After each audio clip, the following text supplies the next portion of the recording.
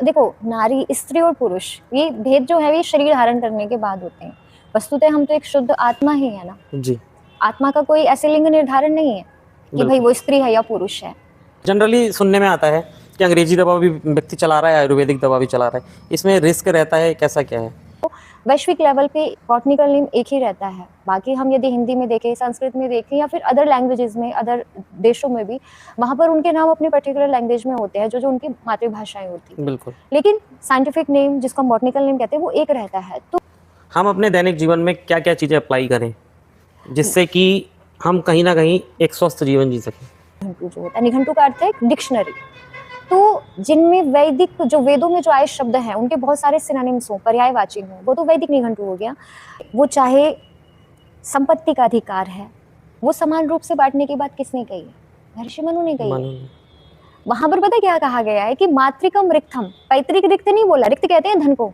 वहां पर मातृक मतलब जो माता का धन है, यानी कि जो हम जिसको आज पैतृक संपत्ति बोलते हैं, उसको उन्होंने मातृक संपत्ति बोला है। जब स्त्री इस काम में लग जाती है ना कि वो बाहर जाना शुरू कर देती है, तो जो बच्चों का निर्माण है ना, वो खत्म हो जाता है। हमसे ही पुरानी पीढ़ी के जो अध्यापक है, आप उनका देख लीजिए, उनको क्या क्या याद है, कितने शास्त्रों के उद्धरण उनको याद है, कितने शास्त्रों की बातें उनको मुंह जबानी याद है। आजकल हमसे कोई पूछे, हम सीधा गूगल करते हैं। बिल्कुल। सब कुछ गूगल पे नहीं है, लेकिन फिर भी गूगल करते हैं। घर के भी सारे लोगों के नंबर भी याद नहीं होते। नंबर भी याद। वैदिक संस्कृत जो है वो, यदि हम वेदों की जो छंदोबद्ध रचना है, मतलब वेदों में 7 प्रकार के छंद है ना, गायत्री, उष्णिक, अनुष्टुप, बृहति, पंक्ति, त्रिष्टुप, उनमें सारे मंत्र निबद्ध हैं, लिखे गए हैं। उनकी अपनी व्याकरण है, और वो बहुत ही, मतलब जैसे कहते हैं ना, आपने सुना होगा अमंत्रम अक्षरम नास्ति, कि एक एक अक्षर मंत्र है वेद का। ऐसे ही अष्टाध्यायी सूत्रात्मक है, उसमें सूत्र है, लेकिन उसको भाषा पे कैसे घटाना है, उसके भी नियम चलते हैं। कौन सा सूत्र पहले लगेगा, कौन सा सूत्र बाद में काम करेगा, कौन सा सूत्र क्या काम करेगा, कि मतलब कम समय में ज्यादा बात कह पाए। संस्कृत में वो ऑलरेडी है, इसलिए संस्कृत का उज्जवल भविष्य है, और वो होकर के रहेगा। 2 दिन में बुखार उतर जाएगा। उस नींद और भूख, ये दोनों क्या है कि ये अभ्यास से घटती बढ़ती हैं। यदि आपकी वात प्रकृति है तो ज्यादा ठंडे पदार्थ ना लें, यदि आपकी पित्त प्रकृति है तो ज्यादा गर्म पदार्थ ना लें।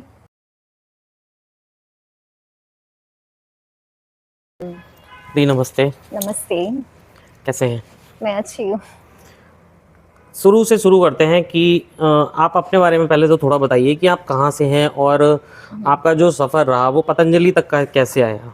हाँ जी, देखिए, मैं यूपी से हूँ, और यूपी में कांधला आपने सुना ही होगा, काफ़ी फेमस रहता है अपनी गतिविधियों के लिए। तो वहाँ कांधला पर, ये हरियाणा में नहीं, यूपी में अच्छा, है। यूपी में है। हाँ हाँ।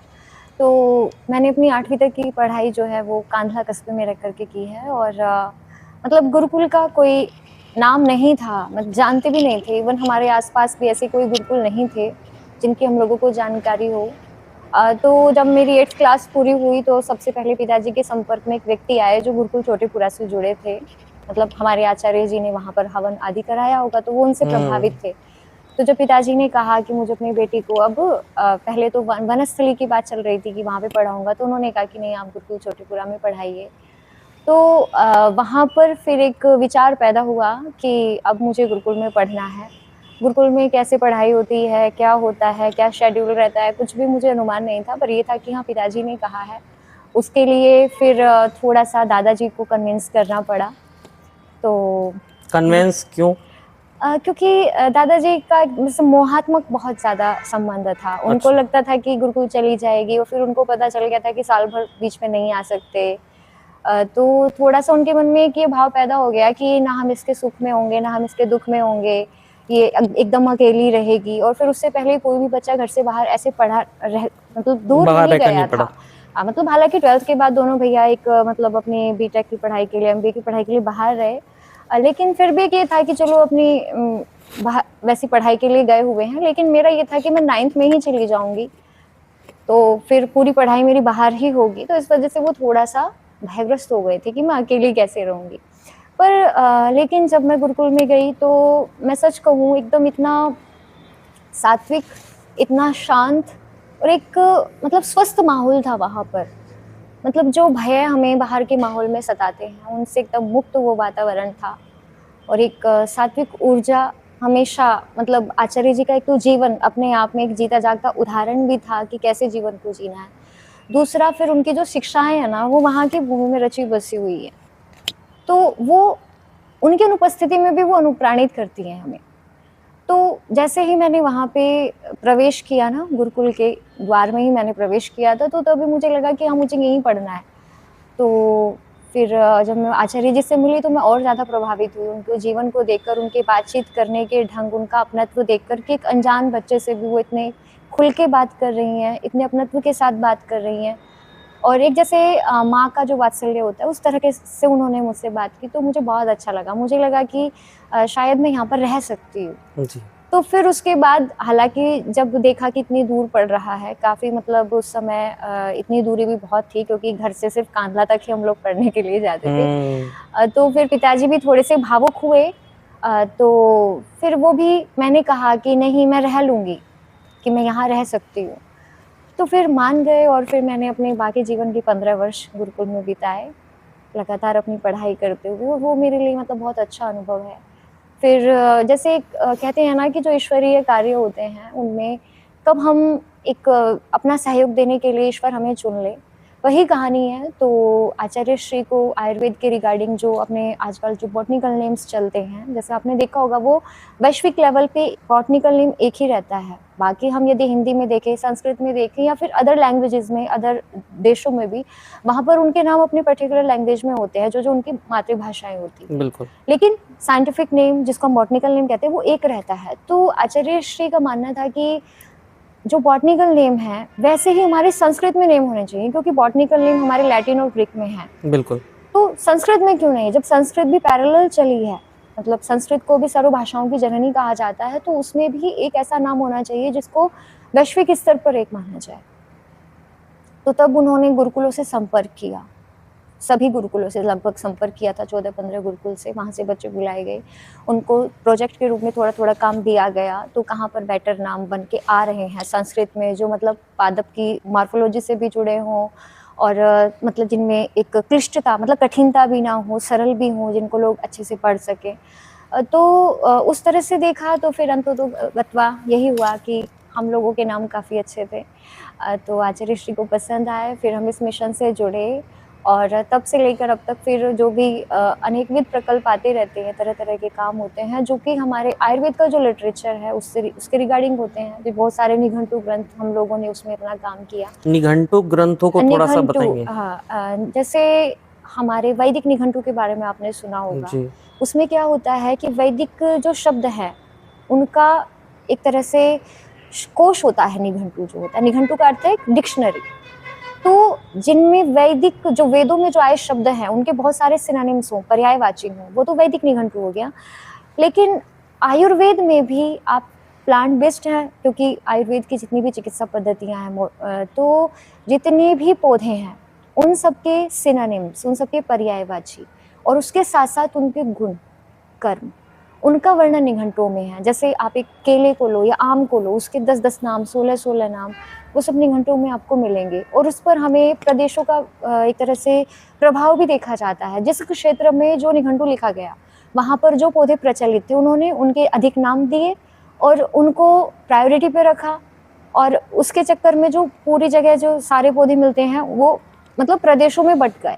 तो जी। जब सारे निघंटु, तो लगभग 100 से अधिक निघंटु माने जाते हैं, जिनमें से लगभग 22 निघंटु अधिक प्रचलन में हैं। उसमें भी देखा जाए तो जब हम प्रयोग के क्षेत्र में आते हैं, तो 4 से 5 निघंटु बचते हैं, जिनको स्टूडेंट्स पढ़ते भी हैं या फिर जो अध्यापक हैं उनको मेंशन करते हैं या उनके कोटेशन दिए जाते हैं।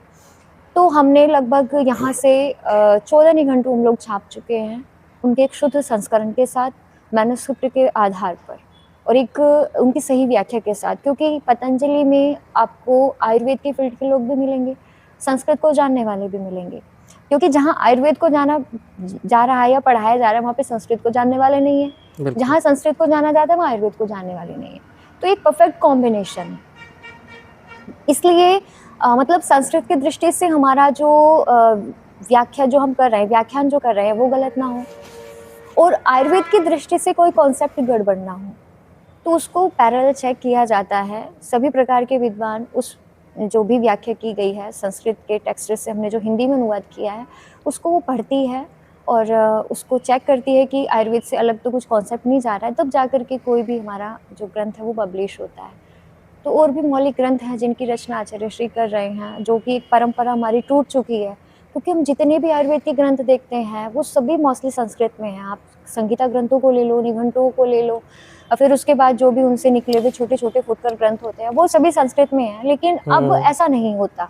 अब क्या होता है, उन्हीं की ही जो है व्याख्याएँ करके परोस देते हैं या फिर अपना हिंदी में पुस्तक छाप देते हैं। लेकिन जो एक श्लोक रचना है, जो एक छंदोबद्ध रचना है, जिसमें सुधारात्मक रूप से बात की जाती है, उन ग्रंथों का अभाव होता जा रहा है। तो उस परंपरा को जोड़ने के लिए अब वो पूरी एक विद्वानों की टीम, मतलब पूरे देश भर से जो अच्छे रिनॉन्ड पर्सनालिटी हैं, संस्कृत के जगत में माने जाते हैं, जो खुद छंदोबद्ध रचना करते हैं, इवन उनके वाक्य भी श्लोकात्मक ही होते हैं। जी। ऐसे लोगों को जोड़ा है आपस में, और उनसे मतलब जो भी हमारे आयुर्वेद की जो एक नई फाइंडिंग्स हैं, मतलब एक तो जो पहले से हमारी प्राचीन ट्रेडिशनली जो चीज़ें चली आ रही थी वो तो थी ही, उनको पढ़ना पढ़ाना जितना भी एक क्रमिकता से सिलेबस के रूप में चल रहा है, लेकिन जो नई खोजें हो रही हैं उनको भी तो आयुर्वेद में बढ़ना चाहिए ना। जी। तो उसके लिए फिर नए ग्रंथों की रचना हो रही है। आपने बताया आप जब गुरुकुल की ओर जा रही थी तब घर से बाबा आपके हाँ, दादाजी मेरे दादाजी थे। हाँ। वो कहीं ना कहीं मतलब ये था एक जैसे एक मैं पोती हूँ उनकी हम्म, बचपन से उन्होंने मुझे मतलब जब मैं स्कूल से आती थी तो वो गेट की तरफ ही देखते रहते थे मैं आऊंगी। अब एक इतना बड़ा गैप, अब मैं कह रही हूँ मैं 15 साल के लिए बाहर रही, तो उनके लिए ये मतलब कि अब मैं पूरे वर्ष भर घर नहीं आऊंगी, ये सोचना, ये सोच पाना ही उनके लिए कठिन था। कि एक लड़की है बाहर। हाँ हाँ, लड़की भी है। और फिर क्या है कि उन्होंने घर में एक सुरक्षात्मक माहौल देखा था, जी। एक प्यार भरा माहौल देखा था, तो उनको लगता था कि उसके बिना कैसे रहेगी। गुरुकुल चोटीपुरा, फिर गुरुकुल चोटीपुरा से आपने कब पास आउट किया? मैं गुरुकुल शास्त्री चोटीपुरा में, देखो मैं, मेरी जो शास्त्री है वो तो 2015 में ही हो गई थी। चोटीपुरा से। हाँ, जी। लेकिन मैं उसके बाद भी 2019 तक गुरुकुल में रही हूँ। वहीं पर मैंने अपनी एमए भी की, और वहीं पर रहकर मैंने पीएचडी के 2 साल भी, क्योंकि जो हमारा प्री पीएचडी जो होती है एक तरह से 6 महीने का जो कोर्स वर्क होता है, उसको करने के बाद भी वहाँ पर हम, जैसे वहाँ पर एक परंपरा है कि जिन बच्चों ने यहाँ पर पढ़ाई की है, क्योंकि वहाँ पे शिक्षा का कोई शुल्क नहीं होता है ना? वहाँ पर खाने-पीने का शुल्क है, आपके रहने का शुल्क है, वो मतलब होगा ही, उसके बिना बेसिक मतलब नीड्स। बेसिक नीड्स है वो। तो एक हमारा खुद का दायित्व पैदा हो जाता है कि भई जब हमने यहाँ पर मतलब इतने सुरक्षात्मक माहौल में रह कर के पढ़ाई की है, और एक मतलब बहुत ही गहराई से, गहनता से वहाँ पर अध्ययन अध्यापन कराया जाता है। बच्चों पर ही पूरा अध्यापकों का जीवन फोकस रहता है, उनके चरित्र निर्माण में, उनके संस्कार निर्माण में, उनकी फिर शिक्षा भी उच्च होनी चाहिए। मतलब ये नहीं है कि कोई बच्चा कमज़ोर है तो उस पे ध्यान नहीं दिया जा रहा है, वहाँ पे कोई कमज़ोर नहीं होता है दरअसल, जो वहाँ का कमज़ोर बच्चा होता है वो बाहर जाकर के सुपीरियर माना जाता है। जी। क्योंकि वो बिल्कुल फ़ोकस्ड होकर के, एक बच्चा यदि कक्षा में कवर नहीं कर पा रहा है तो उसको अलग से बुला करके, मतलब ट्यूशन की ज़रूरत नहीं होती वहाँ पर। कोई बच्चा कोई ट्यूशन नहीं करता है। वहीं पर अध्यापक अपना पूरा समय, मतलब जो क्लास टाइम से अलग समय होता है, वो बच्चे को अपना पूरा देते हैं। कहाँ पर उसकी कमज़ोरी है, किस बेसिक चीज़ को वो नहीं सीख पा रहा और आगे नहीं बढ़ पा रहा है, तो इस लेवल पे वहाँ पे काम होता है। तो फिर हमने अपने 4 साल हमने भी वहाँ पर जी। पढ़ाया। अच्छा अच्छा। फिर उसके बाद जब ये काम चला तो बहुत ज़्यादा हो गया था कि यहाँ का काम भी होता था, वहाँ का भी काम होता था, आने-जाने में काफ़ी समय जाता था। तो फिर हम लोग यहाँ पर आकर के मतलब रहने लगे, हमने अपना काम यहाँ पर रहकर शुरू किया, और अभी थोड़ा बड़े मिशन के रूप में ये काम चल रहा है, तो उसको अभी कर रहे हैं यहीं पर रह कर के। आप अपने नाम में करुणा आर्या लिखती हैं, जी। ये आर्य जो है इसके बारे में थोड़ा सा बताइए। देखिए दरअसल मेरे पिताजी जो हैं, मैं मतलब जब से मैं पैदा हुई हूँ, मैंने अपने पिताजी को संज्ञान में यदि मैंने देखा तो उनको मैंने हमेशा हवन करते हुए देखा। अच्छा, आप आर्य है ना? समाज की तरफ हाँ, मेरे दादाजी आर्य समाजी नहीं थे, अच्छा। पर मेरे पिताजी लगभग तब कहते हैं कि वो 14 या 15 वर्ष के थे, तो उन्होंने जैसे आर्य समाज की बहुत सारी झांकियाँ वगैरह या फिर रैलियाँ निकलती हैं, जो भी कार्यक्रम ऑर्गेनाइज़ करता है, वहाँ पर उन्होंने प्रवचन आदि सुने। फिर उन्होंने ऋषि के साहित्य को खरीदा, सत्यार्थ प्रकाश पढ़ा, और उसके बाद फिर जब व्यक्ति जुड़ता है तो फिर लोग भी मिलते हैं, तो जो आर्य समाज को जानने वाले हैं या फिर ऋषि को मानने वाले हैं, ऐसे लोगों से वो मिले।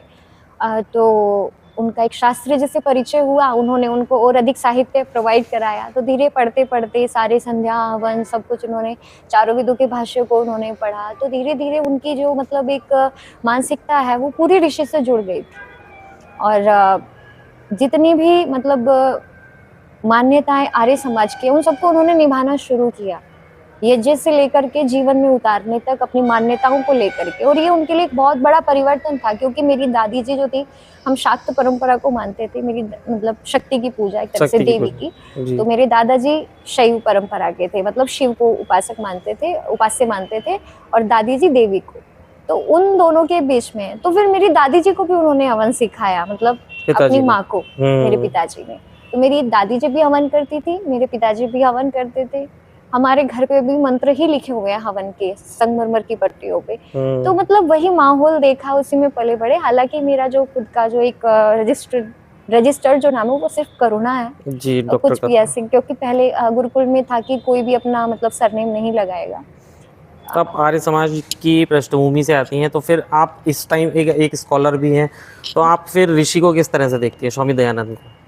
देखिए, ऋषि एक दयानंद, लड़की होते हुए किस तरह से देखती हैं? देखिए ऋषि दयानंद ने जो एक नारी जाति के लिए किया, मतलब देखो, नारी, स्त्री और पुरुष, ये भेद जो है ये शरीर धारण करने के बाद होते हैं। वस्तुतः हम तो एक शुद्ध आत्मा ही है ना, जी, आत्मा का कोई ऐसे लिंग निर्धारण नहीं है कि भाई बिल्कुल। वो स्त्री है या पुरुष है। तो जब हम इस शरीर को धारण करते हैं तो हमें पता चलता है कि समाज में आने के बाद, शरीर धारण किया है तो एक सामाजिक परिवेश में हम आ चुके हैं, बिल्कुल। वहां पर हमें पता चलता है कि सामाजिक परिस्थितियां किस प्रकार की हैं। तो जब महर्षि दयानंद स्त्री नहीं थे, लेकिन फिर भी उन्होंने स्त्री जाति के लिए कार्य किया। मतलब हम स्त्री जातियों को जो इंटेलेक्चुअल बनाता है, वो तत्व ही उनसे छीन लिया गया था, शिक्षा। मैं आपको थोड़ा सा रोकूंगा यहाँ पर। आपने अभी बोला कि स्वामी दयानंद ने स्त्रियों के लिए कार्य किया। चलिए मानते हैं कि स्वामी दयानंद जिस पीरियड में रहे उन्होंने अपने समय में कार्य किया, और उनको स्वामी दयानंद को महिला उद्धारक भी बोला जाता है, अगर मैं गलत नहीं हूँ तो। और उससे पहले जब हम वेदों की तरफ जाते हैं तो वहाँ पर भी स्त्रियों का नाम आता है, अपाला, घोषा, इनकी तरह और भी स्त्रियाँ थीं। मतलब सम्मान उस टाइम में भी रहा होगा स्त्रियों का पढ़ने का। तो ये फिर इनको उद्धारक कैसे कहा जाता है? वो बीच का पीरियड देखिए, इसको एक कैसे तरह से ना, देखेंगे? जिसको कहें कि बीच में एक ऐसा काल आया, मतलब एक जैसे हम वैदिक नारी हम देखते हैं, जैसे आपने हाँ, नाम लिया, गार्गी, अपाला, घोषा, जी जी, लोपामुद्रा, ये सब वेद को मानने वाली, वेद को जानने वाली, और एक ऐसी स्त्रियां थी जिन्होंने शास्त्रार्थों में ऋषियों को भी पराजित किया, हाँ जी, हाँ जी। है ना, मतलब इतनी इंटेलेक्चुअल थी। हम्म, लेकिन बाद में ऐसा हुआ कि स्त्रियां वेद नहीं पढ़ सकती, यदि वो वेद पढ़ें तो उनके कान में कांच पिघला करके डाल दो। मतलब ऐसे ऐसे वो, उसके पीछे मानसिकता क्या थी कि कोई भी ऐसा एक माहौल पैदा हो गया कि स्त्रियां आगे कैसे बढ़ रही, मतलब वो पुरुष से ऊपर नहीं हो सकती। जी, तो ये एक परिस्थितियां, सामाजिक परिस्थितियां बदलती हैं, हर काल में बदलती हैं वो। मतलब आप आज भी देखेंगे कि कुछ क्षेत्र, कुछ प्रदेश ऐसे हैं, कुछ राज्य जी, ऐसे हैं जहाँ पर स्त्री प्रधान समाज है, जी, वहाँ पर स्त्रियां ही हर निर्णय को लेती हैं। जैसे यहाँ पर क्या होता है कि एक स्त्री विवाह करने के बाद पुरुष के यहाँ जाती है, वहाँ पर पुरुष स्त्री के यहाँ आते हैं। अरुणाचल प्रदेश में अभी भी ऐसी ट्रेडिशन है। जी, जी, तो ऐसे कई राज्य हैं जहाँ पर ऐसा चलता है। अब वहां के परिप्रेक्ष्य में यदि हम किसी को ले जाकर के खड़ा कर दे तो वो पुरुषों के हित में सोचेगा ना, बिल्कुल। है ना। यहाँ पर जब जिस उसमें मतलब स्वामी दयानंद जी गुजरात से थे, जी, है ना, तो जब उन्होंने मतलब एक सच्चे गुरु की खोज में जब वो निकले, उन्होंने कितने तीर्थों का पानी पिया, कितनी पहाड़ियां छानी, तो एक तरह से पूरा भारत भ्रमण उनका हो चुका था।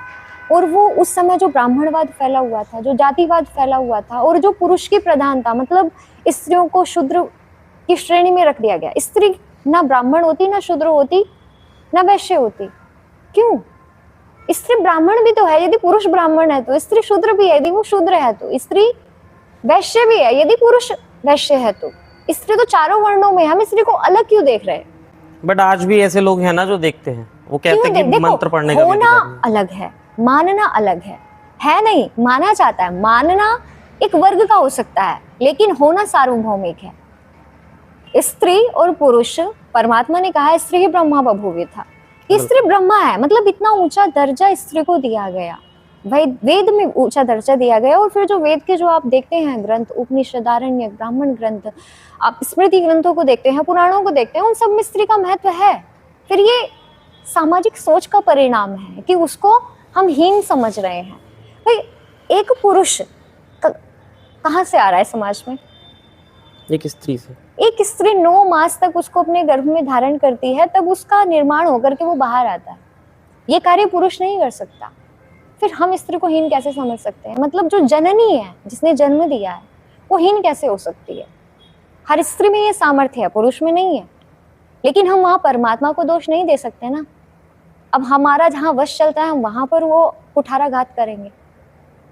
वेदों ने स्त्री को ब्रह्मा कह दिया। जी। आप मनुस्मृति को पढ़ेंगे, मनुस्मृति को लेकर के इतने भ्रामक तथ्य हैं कि भाई स्त्री को घर में कैद कर दिया मनु ने। आपको पता है जितने अधिकार मनु ने स्त्री को दिए हैं, लेडीज फर्स्ट का अधिकार यदि कहीं पर पैदा होता है ना, वो मनुस्मृति है। क्योंकि वेद हमारे लिए प्रमाण है। ये जी। बात कौन कहता है? धर्म जिज्ञासमाना नाम प्रमाणम परमम श्रुति, कि धर्म को जानने की जो इच्छा रखने वाले हैं, धर्म क्या है? धर्म मनुष्यता है। और मनुष्यता किनके बीच में है? नारी है या नर है? जी। है ना? मनुष्यता तो इन 2 वर्गों में ही बटी हुई है ना। बाकी तो फिर कर्म के आधार पर ब्राह्मण, वैश्य, शूद्र और एक तरह से ये चारों वर्ण चल रहे हैं। चार क्षत्रिय। तो ना एक तरह से वो चाहे संपत्ति का अधिकार है, वो समान रूप से बांटने की बात किसने कही है? महर्षि मनु ने कही है। मनु ने। वहां पर पता है क्या कहा गया है कि मातृकम रिक्तम, पैतृक रिक्त नहीं बोला, रिक्त कहते हैं धन को। वहां पर मातृक मतलब जो माता का धन है, यानी कि जो हम जिसको आज पैतृक संपत्ति बोलते हैं, उसको उन्होंने मातृक संपत्ति बोला है। कि जो माता की संपत्ति है उसको विभजेत, कैसे बांटे? भगिन्यश्च सनाभयः, सनाभि मतलब सहोदर, मतलब जो भाई बहन है उसको आपस में बांटे। कब? जब माता ना रहे तो। हम आज के समाज में जिसको पैतृक संपत्ति कह रहे हैं, जिसको दाय भाग कहा जाता है, जी। उसको खुद महर्षि मनु ने मातृक संपत्ति कहा है। और कहा है कि जैसे यथैव आत्मा पुत्रः, कि जैसे मतलब पुत्र को आत्मा माना जाता है, पुत्रेण दुहिता तथा, पुत्र के समान ही दुहिता, यानी कि जो एक पुत्री है वो भी आत्मा ही है। तो जब पुत्र भी आत्मा है, पुत्री भी आत्मा है, तो दोनों के बीच में अंतर कैसे हो सकता है? दोनों को समान भाग मिलना चाहिए, जब धन का समान भाग है। और देखो, हम बात करते हैं कि नारी जो है वो घर में बंद के रह गई मनु के अकॉर्डिंग। जी। लेकिन आपको क्या लगता है, एक पुरुष जो बाहर काम कर रहा है वो किसके लिए कर रहा है? गृहस्थ को चलाने के लिए। गृहस्थ को चलाने के लिए ना। बिल्कुल। तो कहते हैं कि गृहिणी गृहम उच्यते, गृहिणी को घर कहा जाता है। क्यों कहा जाता है? क्योंकि देखो, मैंने आपको बात है ना, हमारी ये सोच छोटी है कि स्त्रियों के अधिकार ऐसे क्यों, पुरुष के अधिकार ऐसे क्यों। उनके अधिकार कुछ नहीं है, उनके कर्म का सामर्थ्य है। पुरुष क्या कर सकता है और स्त्री क्या कर सकती है? दोनों के अपने कर्मों का सामर्थ्य है। अग्नि है, जी। सोम सोम है। बिल्कुल। ये दोनों अपोजिट हैं, लेकिन जब दोनों का सामंजस्य होता है तब जाकर के एक रस प्रवाहित होता है जिसमें जीवन बसता है। ठीक है? तो जितने भी शारीरिक सामर्थ्य से जुड़े हुए कार्य हैं उनको पुरुषों से स्त्री कर सकती है, लेकिन पुरुष के मुकाबले उसका सामर्थ्य कम है। लेकिन जहां पर भावनात्मक लेवल की बात आती है वहां पर पुरुष कमजोर पड़ जाता है, स्त्री ऊपर होती है। जी। तो जो एक तात्विक सामर्थ्य, मतलब एक देह का सामर्थ्य जो मिला हुआ है, जो शक्तियां मिली हुई हैं, वो एकदम डिफरेंट है दोनों की। वहां पर कंपैरिजन की बात ही नहीं है, कंपैरिजन करना ही गलत है। ये कोई दौड़ नहीं चल रही है, अपने सामर्थ्य को हम बेहतर जानते हैं। तो मैंने कहा ना, होना अलग है और मानना अलग है। जी। ये जो मान्यताएं हैं ये समाज से पैदा होती हैं, लेकिन जो होना होता है ना वो परम तत्व से हमें प्राप्त होता है। मतलब हम क्या हैं, मैं क्या कर सकता हूं। अब यदि 100 में से 10 स्त्रियां पुरुषों के बराबर काम कर रही हैं, उसके पीछे उनकी फिजिकल कंडीशन क्या है, उन्हें दैहिक सामर्थ्य कैसा मिला है माता पिता से, उनका बैकग्राउंड क्या रहा है। उन 10 महिलाओं को देख करके हम ये मानने लगे कि स्त्री भी पुरुषों के बराबर है ना। पुरुष भी घर का काम कर रहे हैं, रसोइयों में मिलेंगे ना पुरुष, बिल्कुल मिलेंगे ना। सफाई करने वाले भी मिलेंगे, क्लीनर भी मिलेंगे, स्त्रियों के काम है कहने को। लेकिन उनका बौद्धिक विकास कैसे हुआ, उनकी फिजिकल कंडीशन क्या है, वो दैहिक सामर्थ्य वाले काम नहीं कर सकते हैं, इसलिए वो छोटे छोटे काम कर रहे हैं। शैक्षिक जो सामर्थ्य है उनमें वो नहीं है, इसलिए वो छोटे कामों को उन्होंने चुना है। लेकिन ऐसा वर्ग कितना है, 100 में से 10 व्यक्ति आप मान लीजिए, 100 में से 10 पुरुष, उनको देख करके हम एक कॉन्सेप्ट बना लें कि भाई स्त्रियों और पुरुषों को बराबर अधिकार मिलने चाहिए।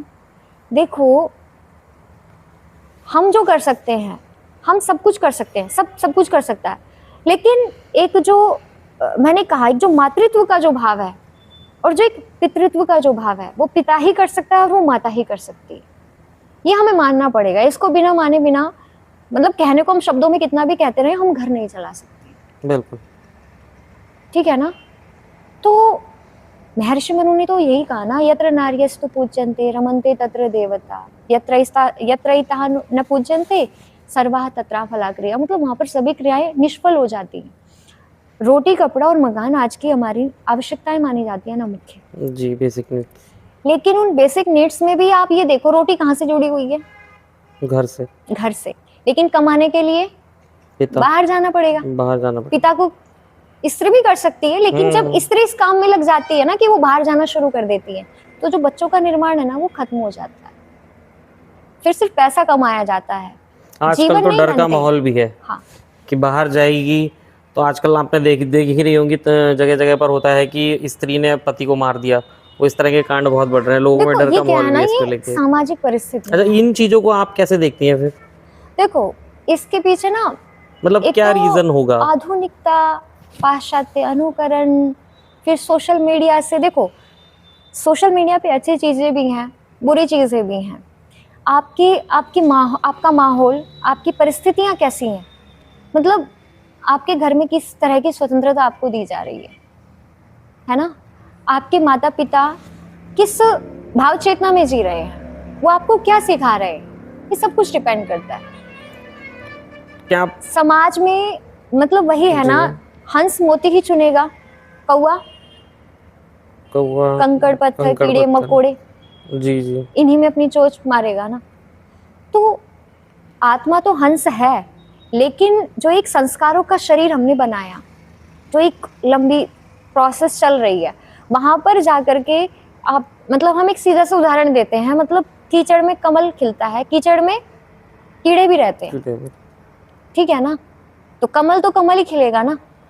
ऐसे ही जिसके संस्कार पवित्र होंगे, जिसको घर में अच्छी शिक्षा दी जाएगी, जिसके पास वैदिक ज्ञान होगा, जिसको हर हिंदू धर्म वेदों को क्या मानता है, अपना धर्म ग्रंथ मानता है ना वेदों को जी। लेकिन मानता है, उसमें क्या लिखा है ये जानता नहीं है। मतलब वेदों को मानना अलग है कि भाई वेद जो हमारे धर्म ग्रंथ हैं, पर उसमें क्या लिखा है, मानव जीवन को कैसे जीना है, हमारे माता पिता के प्रति संतानों को क्या दायित्व है, जीवों के प्रति क्या दायित्व है, सामाजिक पृष्ठभूमि क्या है, हमें आपसी प्रेम का व्यवहार कैसा रखना है, मतलब समाज के प्रति हमारा क्या दृष्टिकोण होना चाहिए, हमारी वाणी, हमारा व्यवहार, ये सब वेदों में है। लेकिन कौन पढ़ रहा है वेदों को? जब तक वेदों को नहीं पढ़ेंगे तब तक तो यही देखने को मिलेगा ना। जब वेद पढ़े जाते थे तब विदुषियां पैदा हो रही थी, अब वेद नहीं पढ़े जाते हैं तो अब पतिघ्नी पैदा हो रही है, पतियों को मारने वाली स्त्रियां पैदा हो रही हैं। अभी आपने इसके रीजन में एक आधुनिकता का नाम लिया। मानते हैं आप क्या आधुनिकता की वजह से कहीं ना कहीं धर्म और ये सब चीजें पीछे जा रही हैं? देखो, आधुनिकता की वजह से धर्म आगे बढ़ भी सकता है, लेकिन बढ़ाने वाले होने चाहिए। बट अभी प्रेजेंट टाइम में ऐसा लगता है कि पतन है कहीं ना कहीं। पतन देखो, दोनों ही दृष्टिकोण में इसमें समझती हूँ। आजकल जो युवा है या फिर पाश्चात्य जगत के जो लोग हैं, वो भारतीय संस्कृति से इन्फ्लुएंस्ड हो रहे हैं। आप देखेंगे वो भारतीय पहनावे को प्रेफर कर रहे हैं, भारत की कल्चर को प्रेफर कर रहे हैं, है ना? आपने देखा भी होगा किसी भी रूप में सही। लेकिन भारत के लोग, आपने अभी एक घटना आई थी कि 3 बच्चियों ने सुसाइड कर लिया। क्यों? क्योंकि उन्हें कोरियन जो कल्चर था वो पसंद था, कोरियन पहनावा, कोरियन खान पान। तो तीनों ने, क्योंकि भारत में इस तरह से उनको नहीं मिल पा रहा है, वहां वो जाके रह नहीं सकती, क्योंकि इतना इजी भी नहीं है ना कहीं जाकर के बस जाना जी। तो उन्होंने कि ये माहौल हमारे लिए नहीं है, हमारे लिए कोरियन ही सब कुछ है, ये मान करके उन्होंने आत्महत्या कर ली।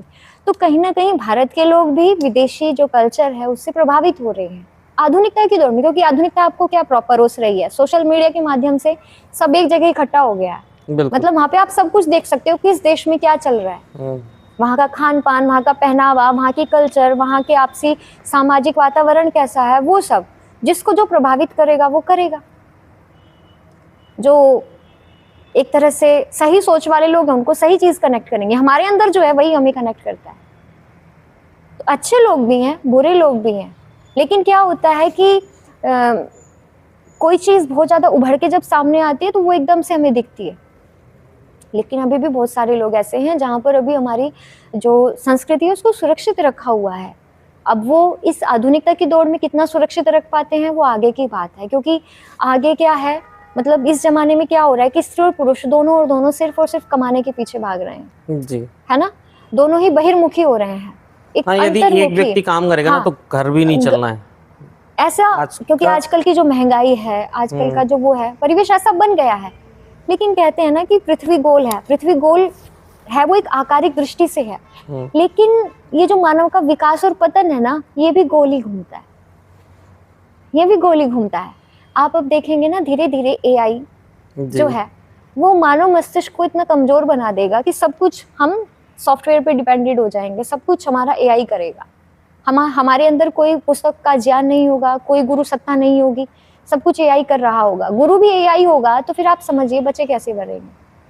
जब सब बुद्धू हो जाएंगे और फिर एकदम से ये सब कोलैप्स कर जाएगा, तब कहाँ पहुंचेंगे हम? पाषाण युग में, जहां हम पत्थर घिस करके अग्नि पैदा कर रहे होंगे। फिर हम वहां जाकर के एक इतिहास लिखेंगे कि हमारे जो पूर्वज थे वो बहुत एडवांस्ड थे, उनके पास ये मतलब ऐसे फोन, ऐसी टेक्नोलॉजी थी, वो ऐसे मतलब टूल्स यूज किया करते थे, वो एक जगह बैठ करके पूरे मतलब विश्व से संवाद कर सकते थे। तो जाना हमें वही है, और ये धीरे धीरे हम स्टेप बाय स्टेप उधर बढ़ रहे हैं। लेकिन हर जगह ऐसा नहीं होता।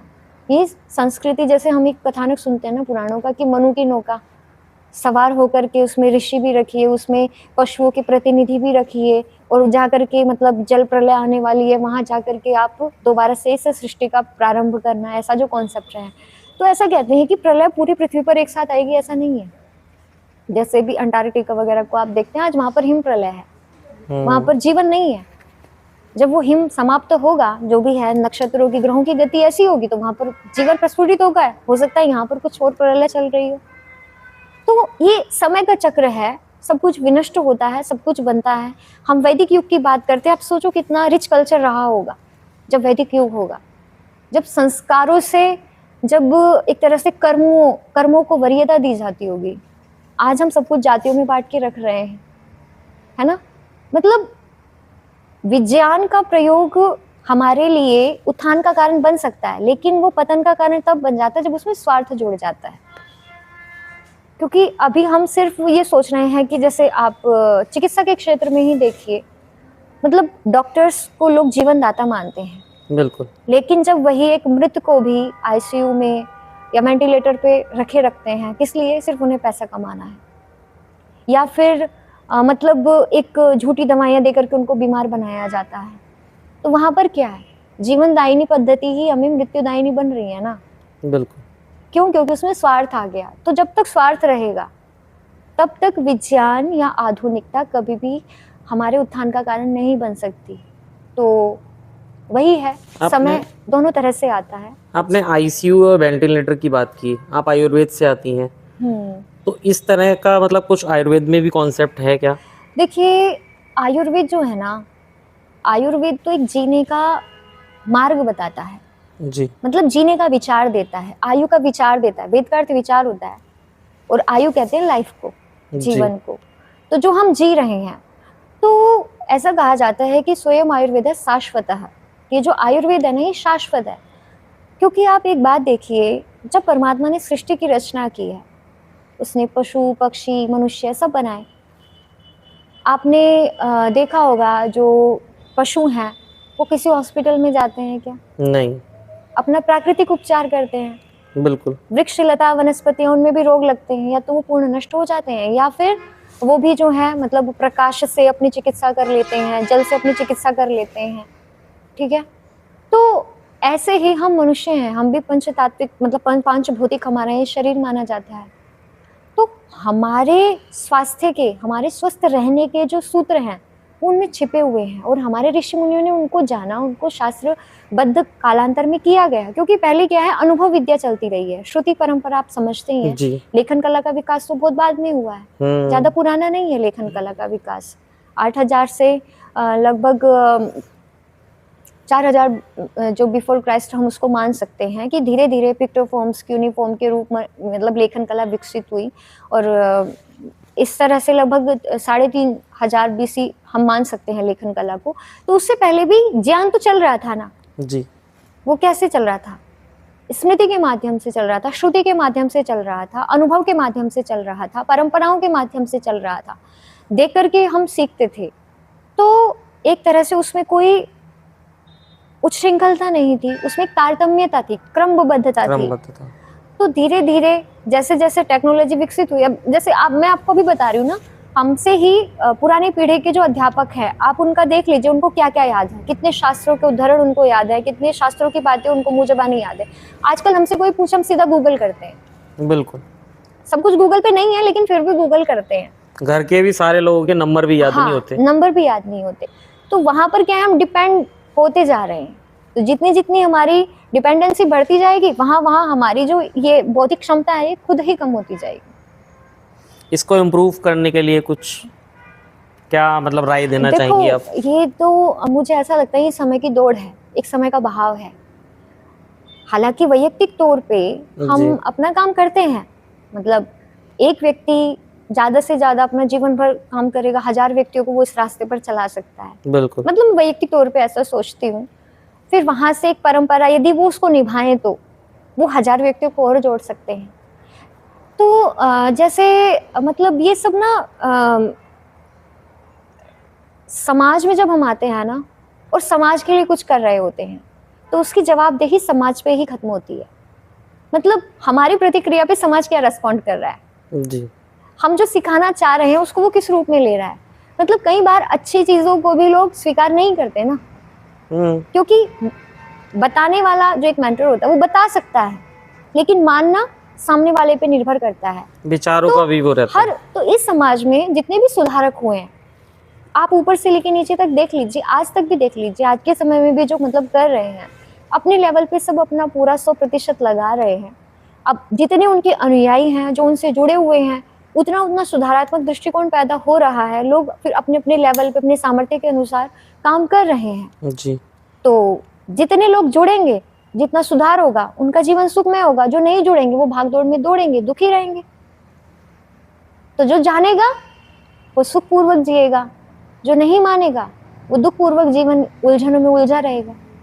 तो ये मतलब इसको हम थोप नहीं सकते हम सामने हम अपना प्रयास कर सकते हैं, सामने वाले पर निर्भर है कि वो उसको अपनाता है कि नहीं अपनाता। पर जो अपनाएगा डेफिनेटली वो सुखपूर्वक जिएगा, उलझन से मुक्त जिएगा। जो वेद को जानेगा, वेद की जो शिक्षाएं हैं उनको मानेगा, डेफिनेटली उसका जीवन उत्तम बनेगा और दूसरों के लिए प्रेरक भी बनेगा। आपने बोला दूसरों के लिए प्रेरक बनेगा, आप अपना प्रेरणा स्रोत किसको मानती हैं? देखिए मेरे प्रेरणा स्रोत के रूप में देखिए तो यदि मैं मतलब कभी सोचती हूँ अपने जीवन के बारे में, मैं सोचती हूँ तो प्रभु कृपा से, वो प्रभु कृपा है या अपने कर्म का सुफल हम समझ सकते हैं। तो बचपन से ही मेरे प्रेरक हर लेवल पे, मतलब पिता के रूप में देखूँ तो मेरे पिताजी मेरे लिए बहुत बड़े प्रेरक थे, क्योंकि एक नियमितता मैंने उनके जीवन में देखी। फिर जब मैं गुरुकुल में आई, मैंने अपने आचार्य जी के जीवन को मैं देखूं, वो एक शैक्षणिक दृष्टि से जीवन जीने के स्तर पे उनका प्रेरक, मतलब प्रेरक हर लेवल का होता है ना। मतलब जीवन के जिस स्तर पर हमारी जो अनुभूति होती है, हम जिस फील्ड में होते हैं उस फील्ड में, क्योंकि सर्वांगीण विकास करने के लिए ना आपको तरह तरह की धाराओं से एक तरह से मेल खाते हैं ना हम। तो एक पिता के जो दायित्व हैं और उनका जो एक अपने बच्चों के लिए जो कर्तव्य का निर्वहन है, मतलब हमारे लिए पिताजी कभी टीवी नहीं देखते थे। हमारे लिए वो बैठ करके 11-11 बजे तक मंत्र लिखा करते थे ताकि हम भी पढ़ते रहें उन्हें देख करके। वो सो जाएंगे और हम पढ़ते रहेंगे तो ठीक नहीं लगेगा बच्चों को। तो हमारा मतलब उन्होंने कैसे हमें वज्रासन में बिठा करके पढ़ाना है, ये मतलब मेरे पिताजी की बेसिक चीजें थी। वज्रासन में बैठ करके हम लोगों को पढ़ना है, सुबह हमें 5 बजे के बाद सोना नहीं है। ये मेरे घर की दिनचर्या है जब तक मैं गुरुकुल में नहीं आई। तो बहुत मतलब छोटे बच्चों को 5 बजे उठाना घर में नहीं होता है, सब नहीं। 7-7 बजे तक स्कूल ना हो तो सोते हैं बच्चे। लेकिन हमें याद नहीं कि हम कभी 5 बजे के बाद सोए हों। हालांकि घर में 4:30 बजे चहल पहल शुरू हो जाती थी, माता जी उठ गई, पिताजी उठ गए, सब अपना काम कर रहे हैं, फिर पिताजी अपना नीचे से जो है आकर के हम सबको जगाते थे, बच्चों उठ जाओ नीचे, मतलब फ्रेश होकर के दौड़ लगाने जाओ। फिर उसके बाद जो भी है अपने कुछ काम करके हम लोग स्कूल में चले जाते थे। फिर वहां से आने के बाद वो हमें पढ़ने के लिए बैठाते थे, वज्रासन में 2 घंटा बैठ के पढ़ो, 2-2 घंटा। और इतना ही नहीं कि 1 घंटे के 5 रुपए यदि वज्रासन में बैठोगे तो मतलब उनको था, बच्चे तो बच्चे आकर्षित होते करने हैं के ना, लिए। आकर्षित करना, और फिर वो चीजें हमारे अंदर आती चली गई। तो 8वीं तक मैंने जितना देखा उनका फुल डेडिकेशन था बच्चों के निर्माण में, है ना, मतलब अपने बाह्य दायित्व भी निभाने और एक जो आंतरिक जो वो है भूमिका बच्चों के लिए उसको भी निभाना। फिर जब मैं गुरुकुल में आई, हमारे आचार्य जी का इतना मतलब साधारण जीवन और मतलब उसमें इतनी सत्यता और उसमें इतनी स्वच्छता, मतलब एक शुचिता, उसको देख करके मतलब खुद ही आया, मतलब जीवन में यदि पवित्रता है तो वही, मतलब कुछ पढ़ाने की जरूरत नहीं है, वही आपके लिए प्रेरणा बन जाती है। बिल्कुल। फिर उनका जो जीवन जीने का जो मार्ग है उसने प्रेरित किया। फिर अब थोड़े हम कार्य करने में कुछ सक्षम हुए तो जी। यहाँ जुड़े, तो अब यहाँ आए तो पूज्य आचार्य श्री के साथ काम करने का सौभाग्य मिला, तो उनके जीवन को देखा, मतलब जिसको कहते हैं ना कि अयोग्य पुरुषो नास्ति यो जगत तत्र दुर्लभ है, कि संसार में जितने भी प्राणी पैदा हुए ना, यदि मनुष्य बन गए तो समझो कुछ ना कुछ तो अच्छा करके आए ना, कुछ ना कुछ स्किल्स हैं आपके पास। यदि हम किसी तरह से असमर्थ हैं तो वो ये है कि हमने अब तक खुद को जाना नहीं है, but we can do something, कुछ तो हम कर कुछ सकते तो कर हैं ना। सकते हैं। तो अयोग्य कोई नहीं है, लेकिन उसको देखने वाला, उसको जोड़ने वाला, ये जो व्यक्तित्व है ये आचार्य श्री में देखने को मिला। और मतलब हर प्रकार के व्यक्ति को वो समझते हैं, उसे उसके अनुरूप, जितना वो खुद को नहीं जानता उससे ज्यादा वो जान चाहते हैं देखने भर से कि ये क्या कर सकता है, क्या इसके अंदर पोटेंशियल है। तो ये उनका एक मतलब बहुत ही अद्भुत गुण, ये तो उनका हुआ। अब हमने क्या सीखा, उनका कीन ऑब्जर्वेशन, मतलब जिस जगह से हम 10 बार गुजरते हैं हमारा पूरा ध्यान नहीं जाएगा कहाँ पर क्या गड़बड़ हो रही है, वो एक बार गुजरेंगे और वो सारी गड़बड़ देख लेते हैं, मतलब इतनी सतर्कता, इतनी सजगता। और फिर यदि किसी से गलती हुई है तो उसको छोड़ना नहीं है, उसको समझाना, एम्पावरमेंट करना, उसको उसकी चेतना से जोड़ना कि मतलब कैसे वो उस चीज से उबर सकता है, क्योंकि व्यक्ति डिप्रेशन में भी जाता है, स्ट्रेस्ड भी होता है, यदि उसकी वहां पर योग्यता नहीं होती तो उस काम को छोड़ना भी चाहता है। बिल्कुल। तीनों ही पोजीशन बनती है इतने बड़े लेवल पे जब काम हो रहा हो तो उनको किस तरह से वो मोटिवेट हो सकते हैं, उनकी वो मोटिवेशनल जो पावर है वो, मतलब ये सब चीजें तो ये हमारे लिए प्रेरणा बनती है ना कि हम भी कभी किसी को हीन दृष्टि से नहीं देखेंगे, है ना, हम कभी किसी को कम नहीं आंकेंगे, और यदि कोई डिप्रेशन में है तो उसको छोड़ेंगे नहीं, उसको उबारने का प्रयास करेंगे, और हमारे अंदर जो सामर्थ्य है उसके प्रति हम सजग रहेंगे, मतलब उसको अनदेखा ना करें। तो ये चीज यहाँ पर देखने को मिली, मतलब मैं इस चीज के लिए सच में ही बहुत खुद को मतलब सौभाग्यशाली मानती हूँ कि पिता, फिर मतलब अपने शैक्षणिक लेवल पर आचार्य जी और फिर वर्क लेवल पर भी आचार्य जी, तो मतलब ये सब गुरु तुल्य हैं, मतलब पूर्ण रूपेण भगवान ने बहुत अच्छा मार्गदर्शन दिया है जीवन में। आप वेदों को किस तरह से देखती हैं?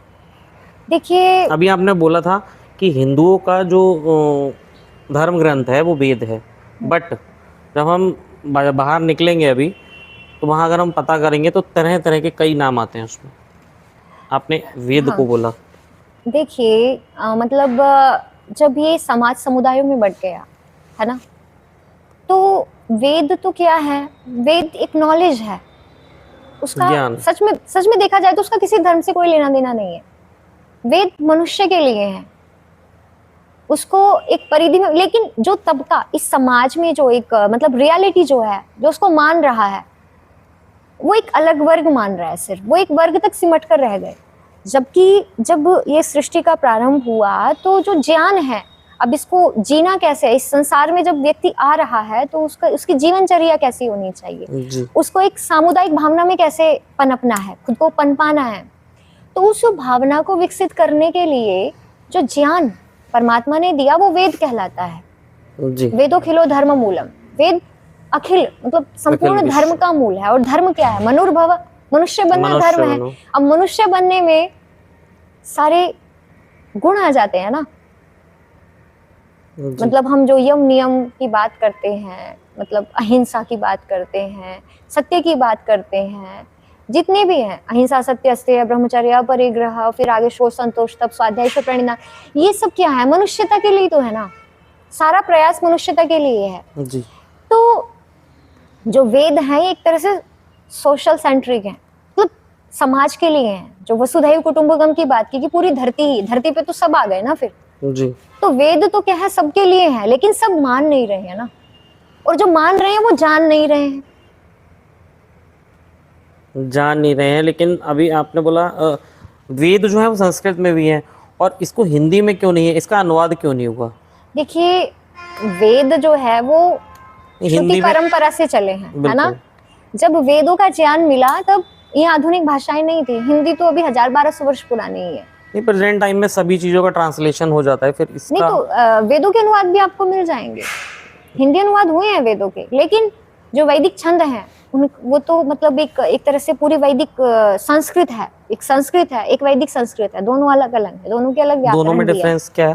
वैदिक संस्कृत जो है वो, यदि हम वेदों की जो छंदोबद्ध रचना है, मतलब वेदों में 7 प्रकार के छंद है ना, गायत्री उष्णिक अनुष्टुप बृहति पंक्ति त्रिष्टुप, उनमें सारे मंत्र निबद्ध हैं, लिखे गए हैं।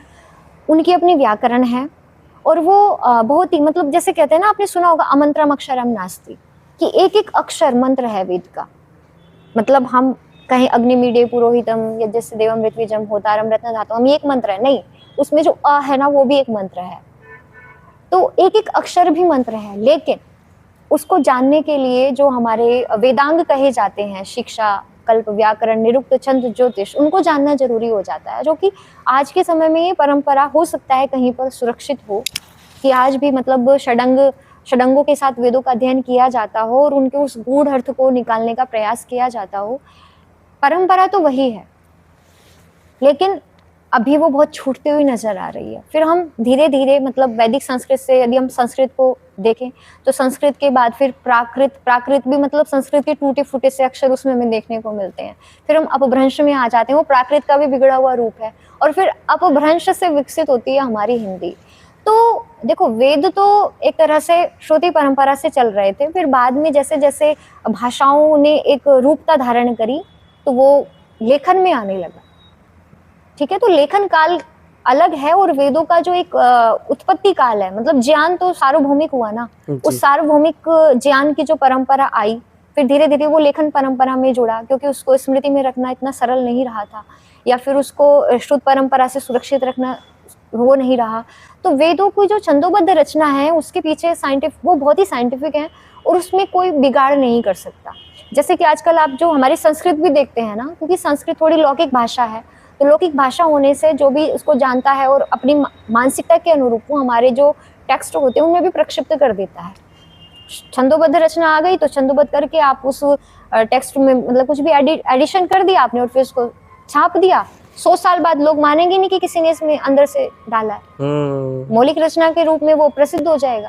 तो ऐसी छेड़खानी होने की संभावना है, लेकिन हमारे वेदों को वेद जो है वो सस्वर हैं, उदात्त अनुदात्त और स्वर 3 स्वरों में निबद्ध हैं, छंदों में निबद्ध हैं, जिनको कि आजकल कोई नहीं कर पाता है। तो उनको पाठों के माध्यम से अष्टविकृति पाठ माने जाते हैं, उनके गायन के माध्यम से उनको सुरक्षित किया हुआ है। संस्कृत भाषा में है, चलो ये समझ में आता है, लेकिन संस्कृत आज प्रेजेंट टाइम में कहीं ना कहीं विलुप्त होती दिखाई देती है। देखो, अभी तो थोड़ा सा क्या है कि एक समय था बहुत ज्यादा विलुप्त हो रही थी, लेकिन अभी थोड़ा सा उसके प्रति जागृति आ रही है। कुछ सालों से हमें देखने को मिल रहा है कि जागृति आ रही है, और जो मतलब एक तरह से आईआईटी के स्टूडेंट्स हैं वो भी संस्कृत को जानने का प्रयास कर रहे हैं। उसके पीछे है उसकी वैज्ञानिकता, क्योंकि आप जब आप संस्कृत की संरचना की ओर जाते हो ना, तो उसके लिए मतलब हमें बहुत ही धन्यवादी होना चाहिए, अनुग्रहित होना चाहिए महर्षि पाणिनि का। देखो, क्यों होना चाहिए? क्योंकि व्याकरण जो होती है ना, वो कहते हैं कि भाषा तो लोक से पैदा होती है जी। तो जैसे जैसे भाषा जन्म लेगी उसका व्याकरण निर्धारित होता जाएगा, लेकिन उसकी व्याकरण को इतना साइंटिफिक बना दिया महर्षि पाणिनि ने कि आजकल जो हमारे एक तरह से इंटेलेक्चुअल जो फील्ड में काम कर रहे हैं या फिर जो मॉडर्न वर्ल्ड से जुड़े हुए लोग हैं, वो उसको कॉन्सेप्ट सेंट्रिक लैंग्वेज मान रहे हैं। मतलब एक तरह से जो कंप्यूटर की कोडिंग लैंग्वेजेस होती हैं, जैसे आपने पाइथन, पीएचपी या फिर जावास्क्रिप्ट वगैरह के बारे में जी सुना होगा, जी ये जी ऑब्जेक्ट ओरिएंटेड लैंग्वेज है। तो उसी के रूप में वो संस्कृत की संरचना पर भी काम कर रहे हैं, क्योंकि संस्कृत में जिस तरह से मतलब बहुत ही कॉर्ड में बहुत ही शुद्रात्मक है वो। जैसे आपने बोला अल, अल जी एक प्रत्याहार है। आपने माहेश्वर सूत्रों के बारे में सुना होगा। महर्षि पाणिनि ने 14 माहेश्वर सूत्र दिए हैं, जिनको हम प्रत्याहार सूत्र भी कहते हैं। उन 14 प्रत्याहार सूत्रों में हमारी पूरी वर्णमाला है, संस्कृत की, हिंदी की भी आप कह सकते हो, ठीक है। तो जैसे मैंने अल बोला, अल का मतलब जानते हो क्या है? सारे हल, सारे अच, यानी कि सारे स्वर, सारे व्यंजन। अल कहते ही पूरी वर्णमाला आ गई, इतनी शॉर्टकट। मैंने अच बोला तो सारे स्वर वॉवेल्स आ गए, मैंने हल बोला तो सारे कॉन्सोनेंट जो व्यंजन होते हैं वो आ व्यंजन। गए। तो आगे जितने भी 4000 सूत्रों में पाणिनि जी ने अपने अष्टाध्यायी को लिखा, उसमें सारा व्यवहार इन्हीं प्रत्याहार सूत्रों से चलता है कि भाई वृद्धि होनी है, किसको होनी है? उन्होंने बोला वृद्धि रेची, इस प्रत्याहार परे हो तो मतलब जो होता है उन वर्णों को इस रूप में वृद्धि हो जाती है। अदेंग गुणः, इको गुण वृद्धि। अब ये इक, अच, एच, ये सब क्या है? ये उन्हीं माहेश्वर सूत्रों से बने हुए प्रत्यय हैं और इन्हीं में पूरा व्याकरण गुथा हुआ है। पूरा मतलब जो संस्कृत की जो संरचना है वो इसी पर डिपेंड करती है। तो ये बहुत ही वैज्ञानिक है और बहुत ही एक तरह से इसमें संरचना की दृष्टि से भी, और दूसरे इसमें क्या, शब्द क्रम भी भंग कर दो ना तो अर्थ परिवर्तन नहीं होता, क्योंकि इसमें जो विभक्तियां है ना वो अपने उसको साथ लेकर के चलती हैं संबंध को। जैसे मैंने बोला रामस्य, हिंदी में लिखूंगी मैं राम का, या इंग्लिश में बोलेंगे ऑफ राम जी लेकिन संस्कृत में सिर्फ रामस्य। रामस्य बोलने से ही मेरा काम चल गया। और मैं इस रामस्य को आगे रखूं, बीच में रखूं, पीछे रखूं, कोई फर्क नहीं पड़ता वाक्य में। जबकि जितनी भी लैंग्वेजेस है मोस्टली सब में क्या होता है, क्रम होता है कि भाई पहले सब्जेक्ट, फिर वर्ब, फिर ऑब्जेक्ट, है ना। तो ये सब मतलब किसी भी भाषा को सीखना हो तो हमें एक क्रम याद करना पड़ता है, लेकिन संस्कृत में ऐसी कोई भी बंदी नहीं है। वहां पर आपके जो विभक्तियां हैं वो इस तरह से उसमें जुड़ जाती हैं कर्ता में कि आप उसको आगे पीछे बीच में कहीं भी रखेंगे तो वो अपना पूरा अर्थ दे सकता है। और इसीलिए हमारे शास्त्र में जब हम गद्य देखते हैं ना तो इतने मतलब 34 लाइनों में एक वो होता है, लेकिन फिर भी हम उसका अर्थ अच्छे से निकाल सकते हैं यदि हम संस्कृत व्याकरण को जानते हैं तो। अभी आपने अष्टाध्यायी की बात की, एक गुरुकुल के बच्चे ने ही मेरे से पूछा कि वो आपसे ज़रूर पूछें कि अष्टाध्यायी का व्यक्ति के खुद के जीवन में क्या वो पड़ता है असर, और समाज को क्या लाभ मिलता है, जबकि गुरुकुल के बच्चे अष्टाध्यायी को पढ़ना नहीं चाहते हैं फिर भी उनको जबरदस्ती रटवाया जाता है। देखो यदि कोई गुरुकुल में पढ़ रहा है, सबसे पहले तो अष्टाध्यायी है क्या? देखो अष्टाध्यायी, अष्ट कहते हैं 8 को, और अध्याय मतलब अध्यायों का समाहार, मतलब जिसमें 8 अध्याय हों वो अष्टाध्यायी कहलाएगी। तो ये इन्होंने इसका स्पेसिफिक कर दिया इसके लिए। हालांकि 8 अध्याय किसी और बुक में भी हो सकते हैं, लेकिन महर्षि पाणिनि को यही अभिष्ट लगा कि उन्होंने अपने ग्रंथ का नाम अष्टाध्यायी लिखा। तो उसमें क्या है, 8 अध्याय हैं, हर अध्याय में 4-4 पाद हैं। पाद का मतलब एक तरह से आप उसको चैप्टर बोल सकते हो। उन चैप्टरों में सूत्र हैं, चैप्टर्स में। तो उनमें क्या है, जो भी हम संस्कृत जो हमारी ग्रंथों में हम देखते हैं, या फिर जैसे लौकिक संस्कृत जो है, जो आम बोलचाल की भाषा भी रही है, उसके जितने भी नियम थे कि वो, जैसे आपने इंग्लिश की ग्रामर को आप देखते हैं, है ना, ऐसे ही हमारी जो ग्रामर है वो अष्टाध्यायी से शुरू होती है। हालांकि मतलब ग्रामर जो संस्कृत की ग्रामर है उसको लिखने वाले और भी आचार्य हुए हैं, लेकिन जो सबसे ज्यादा जो आज के समय में मानी और जानी जाती है वो पाणिनि व्याकरण मानी जाती है, जिसका सबसे प्रमुख ग्रंथ क्या है, अष्टाध्यायी है। अष्टाध्यायी पर फिर काशिका है, महाभाष्य है, मतलब और तरह की सूत्र वृत्तियां चलती हैं। वो मतलब सूत्रों पर ही टीकाएं हो गई, एक तरह से वो सूत्रों का ही भाष्य हो गया, व्याख्यान हो गया। तो उसमें जो सूत्र हैं वो एक तरह से पूरी व्याकरण है संस्कृत भाषा की। ठीक है। तो गुरुकुल में जो पढ़ रहा है तो उसके लिए क्या अपरिहार्य होता है कि वो संस्कृत को जाने। जी, अनिवार्य है ना संस्कृत को जानना, तभी उसका गुरुकुल में पढ़ना सार्थक है। क्योंकि सारे हमारे जितने भी प्राचीन शास्त्र हैं वो सब संस्कृत में हैं। जब तक संस्कृत नहीं जानेंगे उनको कैसे पढ़ेंगे, उनको कैसे समझेंगे या फिर दूसरों को समझाएंगे। तो जब हम गुरुकुल में जाते हैं तो अष्टाध्यायी याद कराई जाती है। कठिन होती है क्योंकि सूत्र, अब मैथमेटिक्स के आप सूत्र देखो, टिपिकल जिसको सूत्र याद कर लेगा बच्चा, लेकिन उनको घटाना नहीं आया तो दिक्कत होती है ना। बिल्कुल। सूत्र रट लिया लेकिन उसको घटाना नहीं आ रहा है कि हमें कैसे कैसे इसको प्लेसमेंट करना है, तो वो सवाल नहीं निकाल पाता। पहले तो वो उन सूत्रों को याद रखे, फिर उन सूत्रों को उसको घटाना आए। ऐसे ही अष्टाध्यायी सूत्रात्मक है, उसमें सूत्र है लेकिन उसको भाषा पे कैसे घटाना है उसके भी नियम चलते हैं। कौन सा सूत्र पहले लगेगा, कौन सा सूत्र बाद में काम करेगा, कौन सा सूत्र क्या काम करेगा।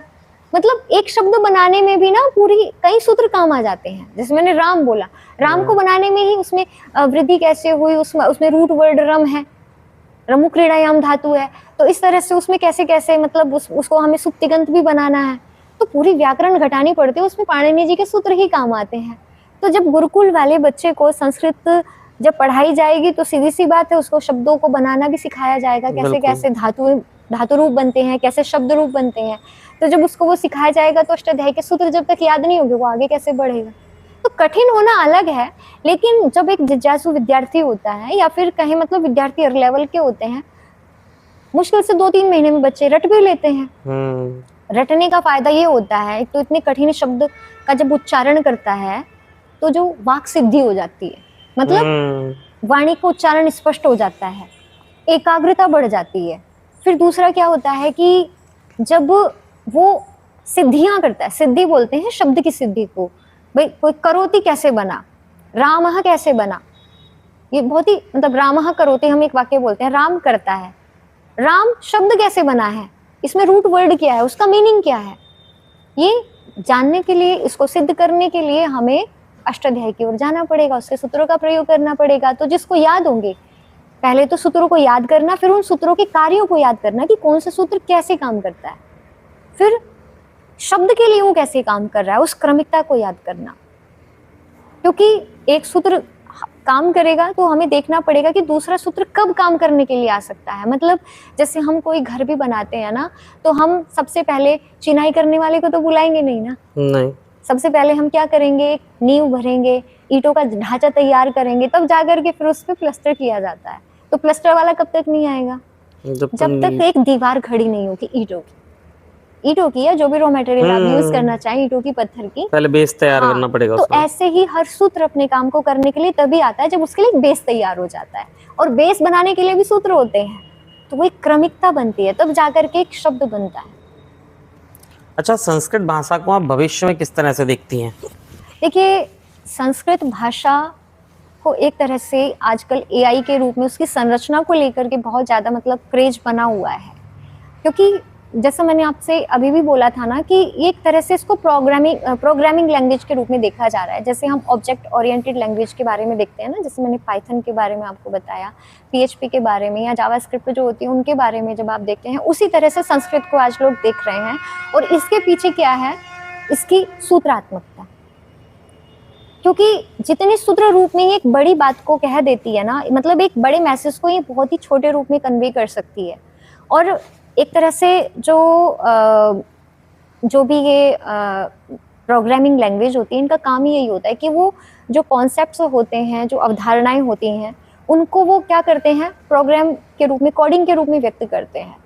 तो उस रूप में यदि ये कॉन्सेप्ट क्लियर हो जाता है, और ये तो नासा के वैज्ञानिकों ने सिद्ध बात कही है कि वो मतलब इस रूप में संस्कृत को समझ रहे हैं और इसकी संरचना पे काम कर रहे हैं। इवन चोटीपुरा से भी एक दो बहनें मतलब जो हैं वो IIT मुंबई में हैं, वो भी मतलब इसी कोडिंग लैंग्वेज पे ही वो काम कर रही हैं, पाणिनि सूत्रों को लेकर के, तो काम चल रहा है।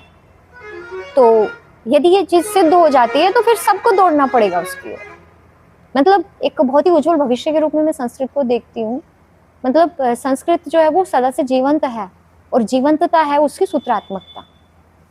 क्योंकि आजकल आपने देखा होगा इंग्लिश में भी शॉर्टकट चल रहा है ना जी, I want to go, I want go, है ना। हम जितना संक्षिप्त में अपने मैसेज को कन्वे कर पाए उसको लोग प्रेफर करते हैं, और इसीलिए क्या है, जितने भी एडियम्स हैं, जितनी भी चीजें हैं, वो सब इसी वजह से पनप रही ना कि मतलब कम समय में ज्यादा बात कह पाए। संस्कृत में वो ऑलरेडी है, इसलिए संस्कृत का उज्जवल भविष्य है और वो होकर के रहेगा। बस थोड़े से समय की जो है वो अपेक्षा है, और एक विद्यार्थियों का रुझान भी थोड़ा बढ़ रहा है। आपने देखा भी होगा, सोशल मीडिया पे भी आपने देखा होगा, संस्कृत की रील्स भी आने लगी हैं। मतलब लोगों को लगता है कि हाँ, ये हमें जानना चाहिए और जानने योग्य भी है। और क्यों जानने योग्य है? जितना भी आप अपना स्पिरिचुअल, हमारे जितने भी टेक्स्ट हैं, मतलब आध्यात्मिक ग्रंथ, हमारे जितने भी विज्ञान के ग्रंथ हैं, गणित, ज्योतिष, ये सब संस्कृत में ही तो हैं। तो यदि आपको अपनी ट्रेडिशनल नॉलेज से जुड़ना है तो संस्कृत को जानना ही पड़ेगा।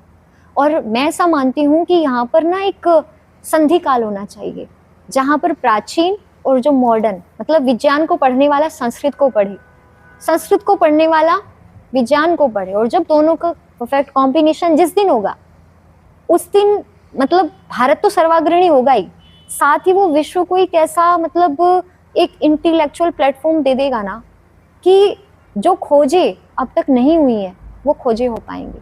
हम सिर्फ संस्कृत पढ़ने वाले कहते रहे सब कुछ संस्कृत ग्रंथों में है, विज्ञान वाले कहते रहे कि नहीं हम सुपीरियर हैं, उतने से काम नहीं चलेगा। दोनों को आपस में जुड़ना पड़ेगा, वो चाहे मेडिकल साइंस हो या वो चाहे फिर आजकल की जो आर्टिफिशियल इंटेलिजेंस है उसकी बात हो। कनेक्टिविटी तो करनी पड़ेगी। भारत विश्व गुरु तभी बनेगा। बिल्कुल। आप आयुर्वेद के क्षेत्र से आती हैं, आयुर्वेद को लोग उपचार की पद्धति मानते हैं, आपके लिए आयुर्वेद क्या है? देखिए, आयुर्वेद तो जीवन की पद्धति है, और आयुर्वेद उपचार ही नहीं करता केवल, आयुर्वेद बताता है कि उपचार करना ही ना पड़े, ऐसे जीवन जियो। लोगों की नजर में आयुर्वेद, कहा जाता है कि आयुर्वेद का प्रयोजन क्या है, तो कहते हैं प्रयोजनम चास्य स्वस्थस्य स्वास्थ्य रक्षणम, कि जो स्वस्थ व्यक्ति है वो स्वस्थ रहे।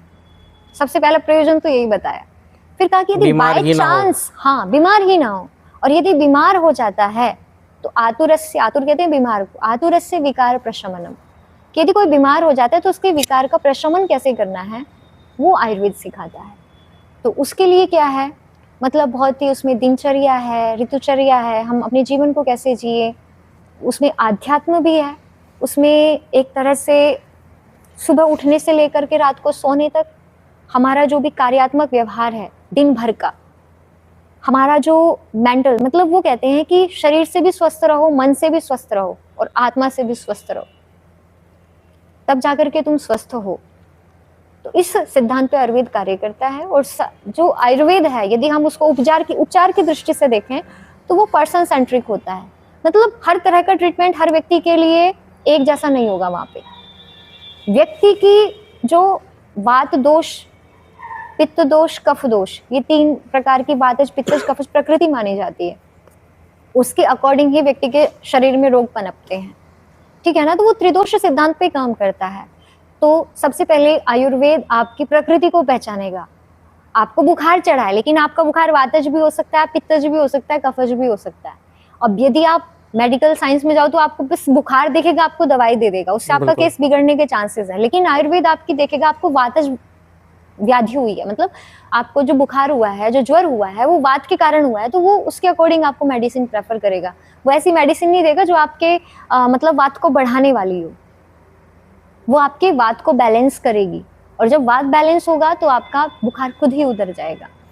लेकिन जब हम मतलब थोड़ा सा आते हैं, मतलब जो ऑपरेटिव केसेस होते हैं, जैसे कि मतलब कोई ट्रोमा है, मतलब कोई चोट लग गई, एक्सीडेंटल केसेस हो गई, आईसीयू की नीड्स है, तो उस क्षेत्र में हम देखें तो उसमें त्वरितता मॉडर्न मेडिकल साइंस दिखाती है। लेकिन जब हम क्रॉनिकल डिजीज देखते हैं या फिर जो लाइफ स्टाइल डिजीज होती हैं, उसमें आयुर्वेद आ गई। तो दोनों के अपने अपने क्षेत्र हैं। लेकिन मैं ऐसा मानती हूँ कि उपचार विधा का ही विकास जो मॉडर्न मेडिकल साइंस है वो है। क्योंकि महर्षि सुश्रुत को जब हम देखते हैं, जिन्होंने सुश्रुत संहिता लिखी है, उनको सर्जरी का जनक कहा जाता है। तो वो जो सर्जिकल एक तरह से चिकित्सा थी वो भी की जाती थी हमारे आयुर्वेद में। देखो, धीरे धीरे जब शास्त्रों का पठन पाठन बंद हुआ, विधाएं जो हैं वो लुप्त होती चली गई, तो जाकर के अब हम देख रहे हैं कि आयुर्वेद कितना उपादेय है। आयुर्वेद पूर्ण सामर्थ्य रखता है रोगी को ठीक करने का। लेकिन तत्कालीन जो भागदौड़ थी, पहले लोग पैदल चला करते थे, इतने एक्सीडेंटल केसेस नहीं आते थे, बिल्कुल, है ना। आजकल लोग दौड़ रहे हैं, उनके पास समय की कमी है, ठीक है ना। तो जब एक्सीडेंटल केसेस होते हैं तो आपको त्वरित चिकित्सा चाहिए, उसके अनुसार फिर ये समाज ने पद्धतियों को विकसित किया है। तो ये समय की डिमांड है, और मैं ऐसा मानती हूँ कि एक डिजीज सेंट्रिक है और एक पर्सन सेंट्रिक है। मतलब जब दोनों एक हो जाएंगी तो जो एक तरह से हमें जेनेटिक जो डिजीज हो रही हैं, जो एक माइंड के लेवल पर मस्तिष्क के जो रोग हो रहे हैं, जो डिप्रेशन की आजकल समस्याएं बढ़ रही हैं, उनको दूर करने में आयुर्वेद बहुत अच्छा काम करेगा। और जो इस तरह के ऑपरेटिव केसेस जो हैं उनमें एक तरह से मॉडर्न साइंस बहुत अच्छा काम करेगी। तो दोनों का इंटीग्रेशन होना चाहिए, दोनों की संधि होनी चाहिए, तो मतलब बहुत अच्छा हो पाएगा इस क्षेत्र आपने में। बोला दोनों की संधि होनी चाहिए। चलिए मान लीजिए, जनरली सुनने में आता है कि अंग्रेजी दवा भी व्यक्ति चला रहा है, आयुर्वेदिक दवा भी चला रहा है, इसमें रिस्क रहता है, कैसा क्या है? क्योंकि लोगों का देखो, मानना ये है आयुर्वेदिक दवा चलाते रहो, कोई दिक्कत नहीं है, नुकसान अगर फ़ायदा नहीं करेगी तो नुकसान भी नहीं करेगी। देखो ऐसा है कि ये मैं इसको ना, ये परसेप्शन है एक प्रकार का, ये हाँ, वैयक्तिक होता है। ये दवाई तो सुनने में दवाई लेकिन होती आता है। है, दवाई तो दवाई होती है। जी। यदि वो आपको ठीक कर रही है ना, तो वो साइड इफेक्ट भी कर सकती है यदि उसके साथ, क्योंकि जो आयुर्वेदिक दवा भी कर हम सकती है। देखो, जो हम आजकल जो मेडिकल साइंस में जो हम दवाइयाँ बनाते हैं उसमें भी हम कंपाउंड्स लेते हैं ना, मतलब केमिकल्स जो हम तैयार कर रहे हैं वो भी हम कृत्रिम रूप में तैयार कर रहे हैं, लेकिन वो केमिकल्स कौन से हैं? जो ऑलरेडी हमारे प्लांट्स में पाए जाते हैं। बस वहाँ पर नीड्स क्या है, यदि आपको उनको ओरिजिनल लेना है, यदि आपको उनको नेचुरल फॉर्म में लेना है, तो आपको जंगल में जाना पड़ेगा, कलेक्ट करना पड़ेगा, फिर उसका शोधन करके उसको उस रूप में निखारना पड़ेगा, एक लॉन्ग प्रोसेस हो जाएगी। उससे बचने के लिए उसको क्या करना शुरू कर दिया, कृत्रिम रूप में तैयार करना शुरू कर दिया, और उनको एक तरह से उनकी जो शक्ति है, जो सामर्थ्य है, उसको बढ़ा दिया।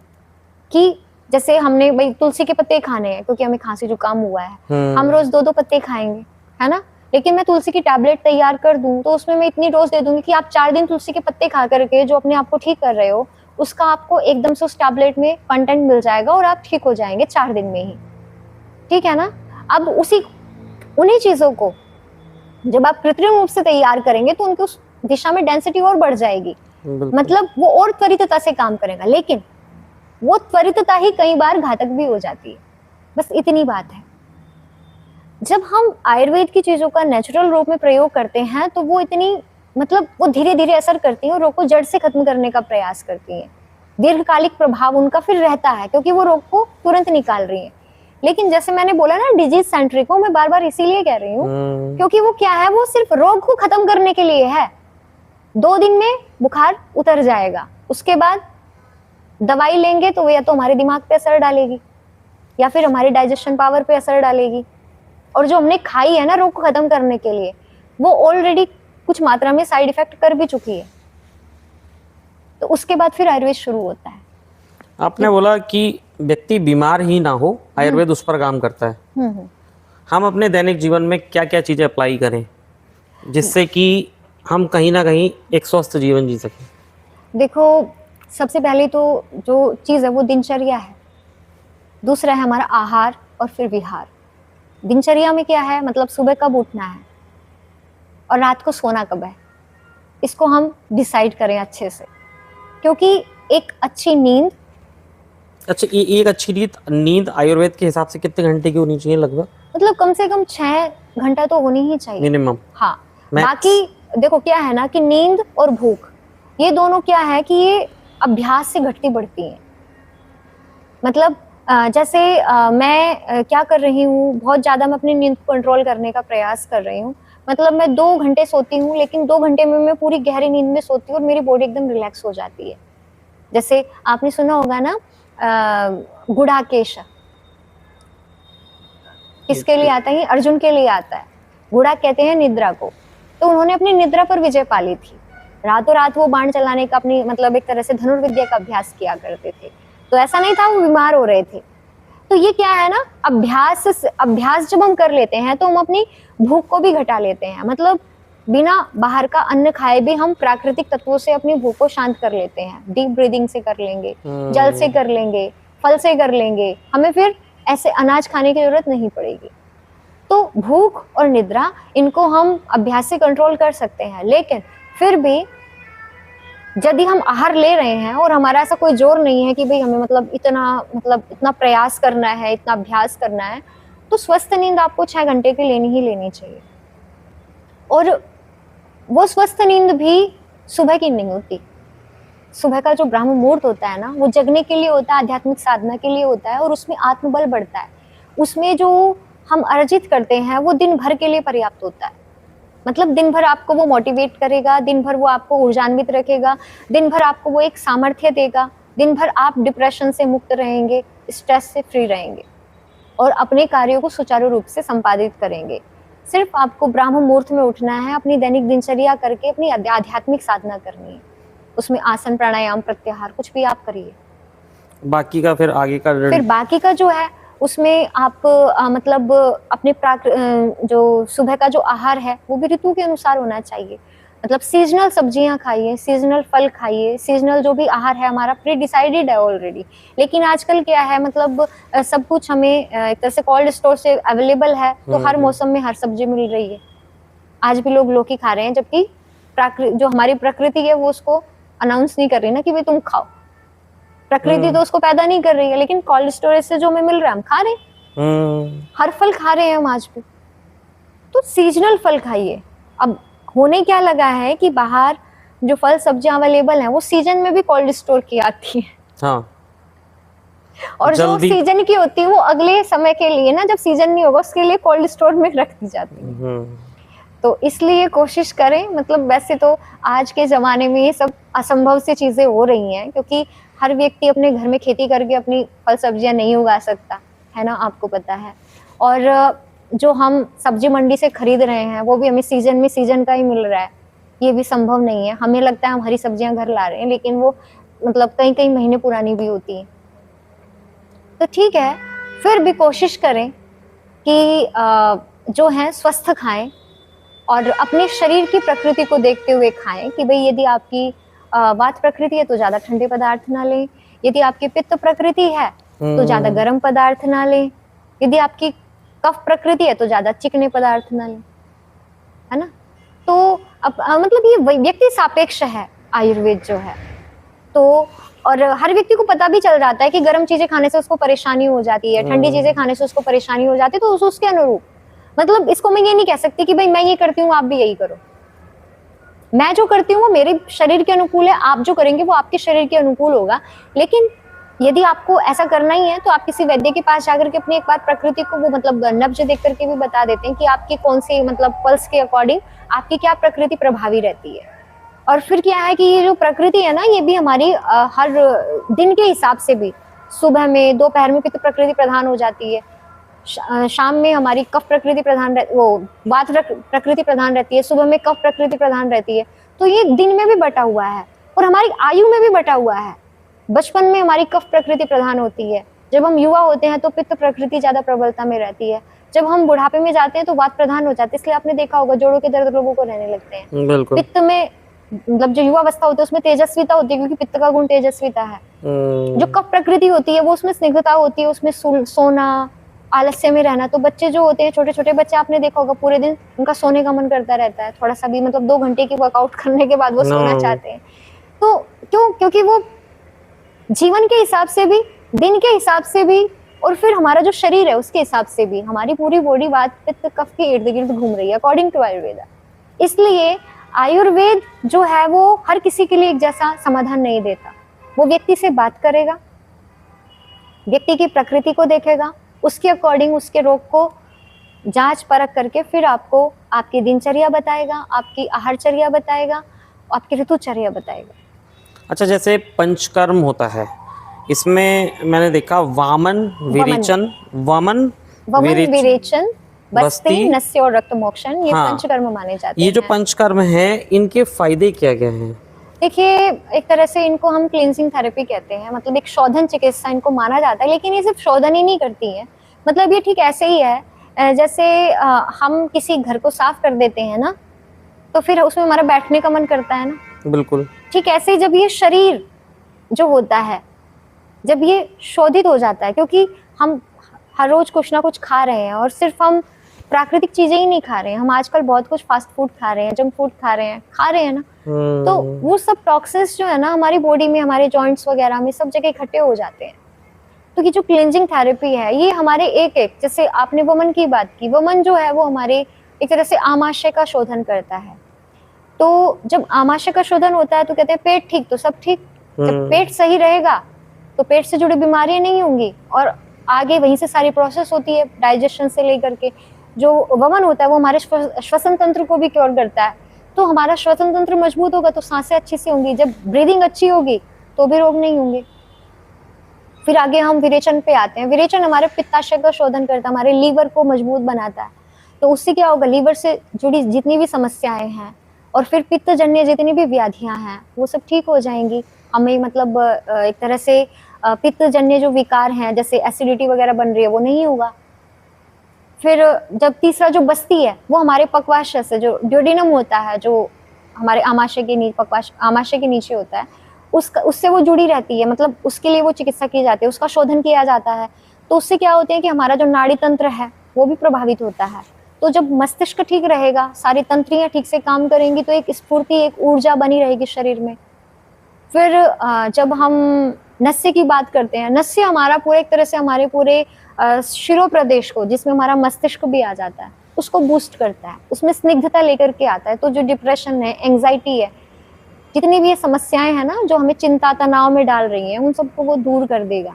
सिर दर्द नहीं होगा, माइग्रेन की समस्या नहीं होगी। तो वहां से भी क्या होता है, एक पूरा शरीर संचालित होता है। जैसे मेरा दिमाग खराब है, अभी मुझसे बात मत करो, वो इसीलिए कहा जाता है क्योंकि मतलब हम कुछ सुनना नहीं पसंद कर रहे हैं, किसी से बात करने का मन नहीं हो रहा है, कुछ करने की इच्छा नहीं हो रही है, तो सब कुछ यहाँ से संचालित है ना माइंड से। तो नस्य उसके लिए बहुत अच्छा होता है। तो जैसे आपने कहा था कि हम दिनचर्या में कैसे शामिल करें, हाँ। तो घृत का नस्य आप ले सकते हैं, मतलब सप्ताह में 3 बार, रात को सोते समय आप ले लीजिए या सुबह उठ करके ले लीजिए अपनी दिनचर्या पूरी करके। तो वो क्या होगा कि वो मतलब हमारे मस्तिष्क में तरावट लेकर के आता है, आंखों के लिए बहुत अच्छा रहता है और मस्तिष्क के लिए बहुत अच्छा रहता है। ये दोनों चीजें ठीक हैं तो फिर अपने आप ही सिर दर्द नहीं होगा, चिंताएं नहीं होंगी, ठीक है ना। फिर रक्त मोक्षण जो है, क्योंकि आपने ब्लड डिसऑर्डर सुने ही होंगे, खून के रोग। तो रक्त मोक्षण में क्या होता है, मतलब ब्लीच थेरेपी आदि की जाती है, तो उससे क्या होता है, श्रृंगी भी होता है, श्रृंगी चिकित्सा होती है इसमें। तो जो भी जॉइंट्स वगैरह होते हैं जहाँ पर भी दूषित रक्त इकट्ठा होता है, उन पॉइंट्स को पता करके उस खून को लीच के माध्यम से, जो जोंक होती है, जो लोका जो होती है, उसके माध्यम से वो मतलब दूषित खून को ही वो पीती है। श्रृंगी में भी दूषित खून ही बाहर निकलता है, जो मतलब वातज होता है, दूषित जो हो जाता है, तो वो बाहर निकल जाता है। तो फिर जो हमारा रक्त है उसका शोधन होने से रक्त का फ्लो अच्छा होता है और जो भी फोड़े, फुंसियां, त्वचा के विकार जो हैं वो खत्म होने लग जाते हैं। तो एक तरह से शोधन ही नहीं, रोग का निवारण भी करती है और एक तरह से शरीर, मन और आत्मा, इन तीनों में एक संतुलन बनाती है। मतलब कई बार शरीर स्वस्थ है लेकिन मन स्वस्थ नहीं है, मन स्वस्थ नहीं है, शरीर स्वस्थ है तो भी कोई फायदा नहीं है। तो तीनों स्वस्थ रहते हैं इससे। और एक तरह से पंचकर्मा थेरेपी जो है वो हमारे समग्र एक तरह से वो काम करती है हमारे स्वास्थ्य को लेकर के।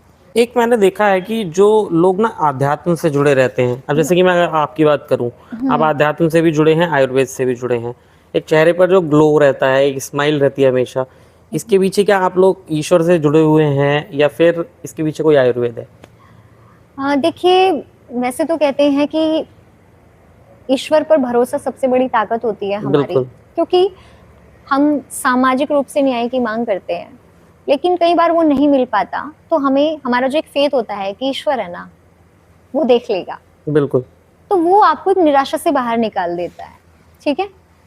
दूसरा क्या है कि आध्यात्मिक जो लोग होते हैं, मतलब मैं अपनी बात नहीं कर रही हूँ, जो आध्यात्मिक लोग होते हैं वो एक तो इस वजह से खुश रहते हैं कि भाई परमात्मा पे उनका भरोसा है, दूसरा वो कभी किसी का बुरा नहीं करते, और जब तक हम बुरा नहीं करेंगे तब तक हमें किसी चीज का कोई डर नहीं होगा। भय सबसे बड़ा क्लेश होता है, पता है, अभिनिवेश, जो 5 क्लेश गिनाए गए हैं उसमें एक भय भी है। तो भय कब लगता है, जब हम किसी के साथ गलत करते हैं, हमने किसी के साथ झूठ बोल दिया, किसी के साथ चोरी की है, किसी के साथ दुर्व्यवहार किया है, तो एक मन में विषाद पैदा हो जाता है कि मैंने झूठ बोल दिया, किसी को पता ना चल जाए, मैंने चोरी की है, किसी को पता ना चल जाए, अरे आज मैंने उसके साथ ये विश्वासघात किया, जब उसे पता चलेगा तो क्या होगा। जी। तो अध्यात्म में ये चीजें नहीं होती, तो व्यक्ति खुद ही प्रसन्न रहता है। दूसरा कि जैसे आपने कहा आयुर्वेद की वजह से जब अच्छी दिनचर्या होती है तो शरीर भी स्वस्थ रहता है, मन भी स्वस्थ रहता है। तो एक तरह से जो प्रसन्नता है ना, मतलब एक तो वाणी की भाषा होती है, जो प्रसन्नता होती है वो मन की भाषा है। वो बताती है कि आप खुश हैं, और आप ही खुश नहीं, आपके पास बैठने वाले भी खुश हो सकते हैं जी बिना बोले ही। बिल्कुल। यदि आप किसी विषादग्रस्त व्यक्ति के पास बैठेंगे तो आप थोड़ी ही देर में कुछ चिड़चिड़ापन खुद, महसूस हाँ। करेंगे, इरिटेट महसूस करेंगे, एक तनाव सा आपको महसूस होगा। वहीं पर आप किसी खुशमुख खुश मिजाज व्यक्ति के पास बैठे हैं तो आपकी ऊर्जा का लेवल बढ़ जाएगा, आप खुद को एनर्जेटिक फील करेंगे, आप वहां और बैठना चाहेंगे या उस व्यक्ति से बात करना चाहेंगे। तो ये चीजें मतलब एक हमारा ओरा है एक तरह से ये। तो इसके लिए मैं नहीं मानती कि मतलब कोई दिखावे की जरूरत होती है, वो जब आप उस व्यक्ति के आसपास बैठते हैं तो तभी आप फील कर लेते हैं। अच्छा, जो लोग आध्यात्म से जुड़े हुए होते हैं, नई नई उम्र के लोग, युवक युवतियाँ, जो ब्रह्मचर्य का फैसला ले लेते हैं, तो ये कहाँ तक सही है? जबकि हम अगर धर्म के लिए या फिर राष्ट्र के लिए कार्य करना चाहें तो हम गृहस्थ में आकर भी कर सकते हैं। देखो बट हाँ, मैं ऐसा मानती हूँ जी, कि जब हम गृहस्थ में जाते हैं तो हम 2 बच्चों का पालन करते हैं, है ना? 2 बच्चों 2 का पालन बच्चों का करते हैं आज के समय में। कैसे? मतलब आपने विवाह कर लिया, विवाह के बाद जो एक स्त्री की जिम्मेदारियां होती हैं जी, वो मुश्किल से मुश्किल 5 लोगों तक सीमित रह जाती हैं, जिसमें माता पिता होते हैं, पति होता है और 1 या 2 बच्चे होते हैं। आज के समाज के दृष्टि से देखा जाए तो, नहीं तो एक के बाद व्यक्ति सोचता भी नहीं है। अब जैसे मैं अपने ही आचार्य जी की बात करूं, यदि वो विवाह करते हैं और आज उन्होंने जो गुरुकुल चला करके हजारों बच्चों का निर्माण किया, आप किसको प्रेफर करेंगे? उनके साथ ही और भी स्नातिकाएं थी जो गुरुकुल में पढ़ी थी, उनकी हम चर्चा नहीं कर रहे हैं। और भी योग्य व्यक्ति हैं जिन्होंने विवाह किया हुआ है, लेकिन वो सिर्फ अपने जीवन के लिए जी रहे हैं, औरों के लिए नहीं जी रहे हैं, उनकी हम कोई चर्चा नहीं कर रहे हैं। लेकिन यदि चंद 15 से 20 लोग हमें दिखाई दे रहे हैं, मतलब कि वो बहुत ही सक्सेसफुल हैं, लोगों के लिए काम कर रहे हैं, उनको देख करके हमें लगता है कि नहीं, ये लोग गृहस्थ में जाते, अच्छी संतानें होती, योग्य संतानें होती हैं। अरे वो यदि आपको दिख रहे हैं ना, वो इसीलिए दिख रहे हैं क्योंकि वो गृहस्थ में नहीं गए। तो क्या मतलब मान लें कि शादी ना करें फिर? ऐसा हो ही नहीं सकता। शादी ना करना वो लोग दिख रहे हैं क्योंकि वैयक्तिक फैसला होता है, और शादी ना करना कोई स्वार्थपरक फैसला नहीं होता। मतलब दोनों तरह से है। यदि आप विवाह इसलिए नहीं कर रहे हैं क्योंकि आपको अपनी एक निजी स्वच्छंदता चाहिए, आपको लिव इन में रहना है, आपको किसी की जिम्मेदारी नहीं लेनी, आप तब विवाह नहीं कर रहे हैं, तो बेहद गलत है। लेकिन आप विवाह इसलिए नहीं कर रहे हैं क्योंकि भाई आपकी प्रवृत्ति नहीं है, आपके अंदर वैराग्य की भावना, जन्म जन्मांतरों के संस्कार। ऐसा नहीं है कि जो लोग इस जन्म में शादी नहीं कर, उन्होंने पहले नहीं कराई है, उन्होंने कराई है, और उन्होंने देखा भी है उस जन्म के अनुभव, उस जन्म की जो भी उनकी प्रोडक्टिविटी रही होगी, वो संस्कार रूप में उनको सब संसार को देखते ही समझ आ जाती है। महर्षि दयानंद को शव को मतलब ऐसे ही वैराग्य नहीं हो गया था, चाचा के शव को देख के, बहन के शव को देख करके। एक बहुत बड़ी जर्नी थी उनके उसके पीछे, जो पूर्व जन्मों में वो करके आए थे। महात्मा बुद्ध को भी ऐसे ही शव को जाते देख करके वैराग्य नहीं हो गया था, उसके पीछे बहुत बड़ी जर्नी थी। लेकिन उस जर्नी में जब संसार के सारे देखा कि इस दुख का कोई अंत नहीं है, मैं शादी करके 2 बच्चे पैदा कर भी लूं, मैं सोचूं राम और कृष्ण ही पैदा होंगे, जरूरी नहीं है, जरूरी नहीं है ना। बिल्कुल। तो जब मुझे लगता है कि मैं अकेला रह करके 100 लोगों को मजबूत बना सकता हूँ, 100 लोगों को सक्षम बना सकता हूँ, और इसीलिए जितने भी मोस्टली धर्मगुरु हैं, आप देख लीजिए, उनका एकाकी जीवन है जी, उन्होंने फिर आगे जो पीढ़ी तैयार की है, 100 में से ठीक है 10 व्यक्ति ब्रह्मचारी रह भी जाएंगे, 90 तो विवाह ही कर रहे हैं ना। लेकिन जो लोग दिख रहे हैं शीर्ष पर वो अविवाहित हैं। हाँ, इसका मतलब वो कहीं एक अच्छी बुद्धि, उनकी जो प्रोडक्टिविटी है उसके लिए उन्हें ज्यादा समय मिल रहा है, उसके लिए वो निश्चिंत होकर के काम कर रहे हैं। क्योंकि कहीं ना कहीं जब हम एक परिवार में बंध जाते हैं तो वहां पर सिर्फ हम एक व्यक्ति से विवाह नहीं करते हैं, हम एक पूरे परंपरा से विवाह कर रहे होते हैं। जिस कुल में विवाह हुआ, उस कुल की परंपराएं क्या हैं, वो आपको क्या इजाजत देती हैं। यदि आप उनको छोड़ते हो तो आप कुल की मर्यादाओं का घनन कर रहे हो, आप तो किसी की सुनते नहीं हो, आप अमर्यादित हो रहे हो, आपको इस समय माता पिता की सेवा करनी चाहिए, आपको इस समय उनके संरक्षण में रहना चाहिए, आपको बच्चों की पढ़ाई पे ध्यान देना चाहिए, इतनी सारी जिम्मेदारियां, और वो होनी भी चाहिए। यदि आपने डेफिनेटली गृहस्थ में प्रवेश किया है तो जिसको कहते हैं ना, ये जो 4 आश्रम बनाए गए ऐसे ही नहीं बनाए गए, ठीक है ना। लेकिन ऐसा नहीं है कि यदि इतनी बड़ी दुनिया में से यदि 100 लोग उस और प्रवृत्त नहीं हो रहे हैं, क्योंकि वो उसमें अपना मतलब, देखो वैराग्य यदि किसी के अंदर है तो भी विवाह करने से कोई फायदा नहीं है, क्योंकि वो किसी भी प्रकार के पारिवारिक दायित्व को निर्वहन करने में कोई रुचि नहीं दिखा पाएगा। तो यदि वैराग्य है तो ब्रह्मचर्य से आप सीधा संन्यास में जा सकते हो, या ब्रह्मचारी रहकर के पूरा जीवन बिता सकते हो। जी। हमारी गार्गी को देख लीजिए, क्यों नाम आज भी उनका लिया जाता है। अविवाहित थी लेकिन विदुषी थी, अपने समय की पीढ़ियों को उन्होंने भी पढ़ाया होगा ना। बिल्कुल। अब हमारी आचार्य जी को ही हम देखें, लेकिन उनके समकक्ष ज्ञान रखने वाली और भी विदुषियां थी जी, हम तो उन्हें नहीं जानते। बट समाज कहीं ना कहीं इसको अधूरापन मानता है। समाज मानता है, मैंने कहा ना, मानने में और होने में अंतर होता है। तो आपकी नजर में फिर पूर्णता क्या है? मेरी पूर्णता क्या है? पूर्णता तो जीवन में होती है भैया। पूर्णता, आपने 100 वर्ष का जीवन जिया लेकिन आपने 1000 लोगों को तैयार किया। शिष्य भी पुत्र होता है, बिल्कुल, शिष्य भी पुत्र होता है। मानस पुत्र ऐसे ही नहीं बन जाते। आपके पुत्र एक गृहस्थ में जाकर के 2 पुत्र बने कि नहीं बने, वो अपने आगे की दुनिया में खो गए, लेकिन आपने जो शिष्य परंपरा तैयार की, जो इतनी बड़ी बड़ी परंपराएं, ऋषि दयानंद आज क्यों है हमारे बीच में? वो तो शरीर नहीं है, नहीं है ना, लेकिन उनकी जो शिक्षाएं हैं, विचार, उनके जो विचार हैं वो हमारे बीच में है। तो जो जो उनका अनुकरण करेगा, उनका अनुसरण करेगा, उसका जीवन अच्छा बनेगा, श्रेष्ठ बनेगा, है ना। इसका मतलब वो भी तो सुयोग्य बन रहे हैं ना। बिल्कुल। जो ऋषि की बातों को मानेगा वो अपने जीवन को अच्छा बनाएगा, और उसको अच्छा देख करके 4 लोग और प्रेरित होंगे, वो भी अच्छे बनेंगे। तो आप सोचो, ये ज्यादा फैल रहा है, या फिर जब हम गृहस्थ में जाकर के बंदिशों में बंद करके, बंदिश में इसको नहीं कहूंगी, मतलब वो एक पारिवारिक मर्यादाएं हैं, कुल की मर्यादाएं हैं, उनमें जब हम बंध जाते हैं तो उतना प्रोडक्टिव नहीं हो पाते। और उसके पीछे सिर्फ ये वजह नहीं होती कि भाई हमें उन 2 लोगों या 5 लोगों की जिम्मेदारी नहीं होती, उसके पीछे ये भी भान होते कि हमें एक बड़े समुदाय को साथ लेकर के चलना है। आप अपने पारिवारिक लेवल पर ही देखिए, आप कितनी फ्रीडम दे पाएंगे आपको। आप यदि खुद फ्रीडम में है तो आप चाहेंगे कि आपकी पत्नी बच्चों का पूरा ध्यान दे। बिल्कुल। आप बच्चों को ऐसे ही नहीं छोड़ सकते ना। यदि आपने उनको धरती पर आप लेकर के आए हैं तो उनकी पूरी जिम्मेदारी आपकी बनती है। लेकिन जो धरती पर आ चुके हैं उन्हें संभालने के लिए भी ऐसी आत्माएं होती हैं। वो वैराग्य, वो अकेले जीने का जो हिम्मत, जो साहस है, वो ऐसे ही नहीं मिल जाती उनके अंदर। उसके पीछे परमात्मा प्रदत्त सामर्थ्य होता है, उनकी आध्यात्मिकता होती है जो उनको प्रेरित करती है। तो उसको मधुरापन नहीं कहेंगे, ये पूर्णता है। पूर्णता ये है। तो जो है वो है, जो मानना है वो व्यक्ति सापेक्ष है। मतलब मैं ऐसा मानती हूँ कि यदि, मतलब मैं अपनी बात नहीं करूं, अभी तो मैं कुछ भी नहीं हूँ जी, लेकिन मैं अपनी आचार्य जी को देखूं, मैं आचार्य श्री और स्वामी जी को देखूं, कितने लोगों को इन्होंने उबारा है। अब जितनों को उबारा है, अब वो औरों को उबारने का प्रयास कर रहे हैं।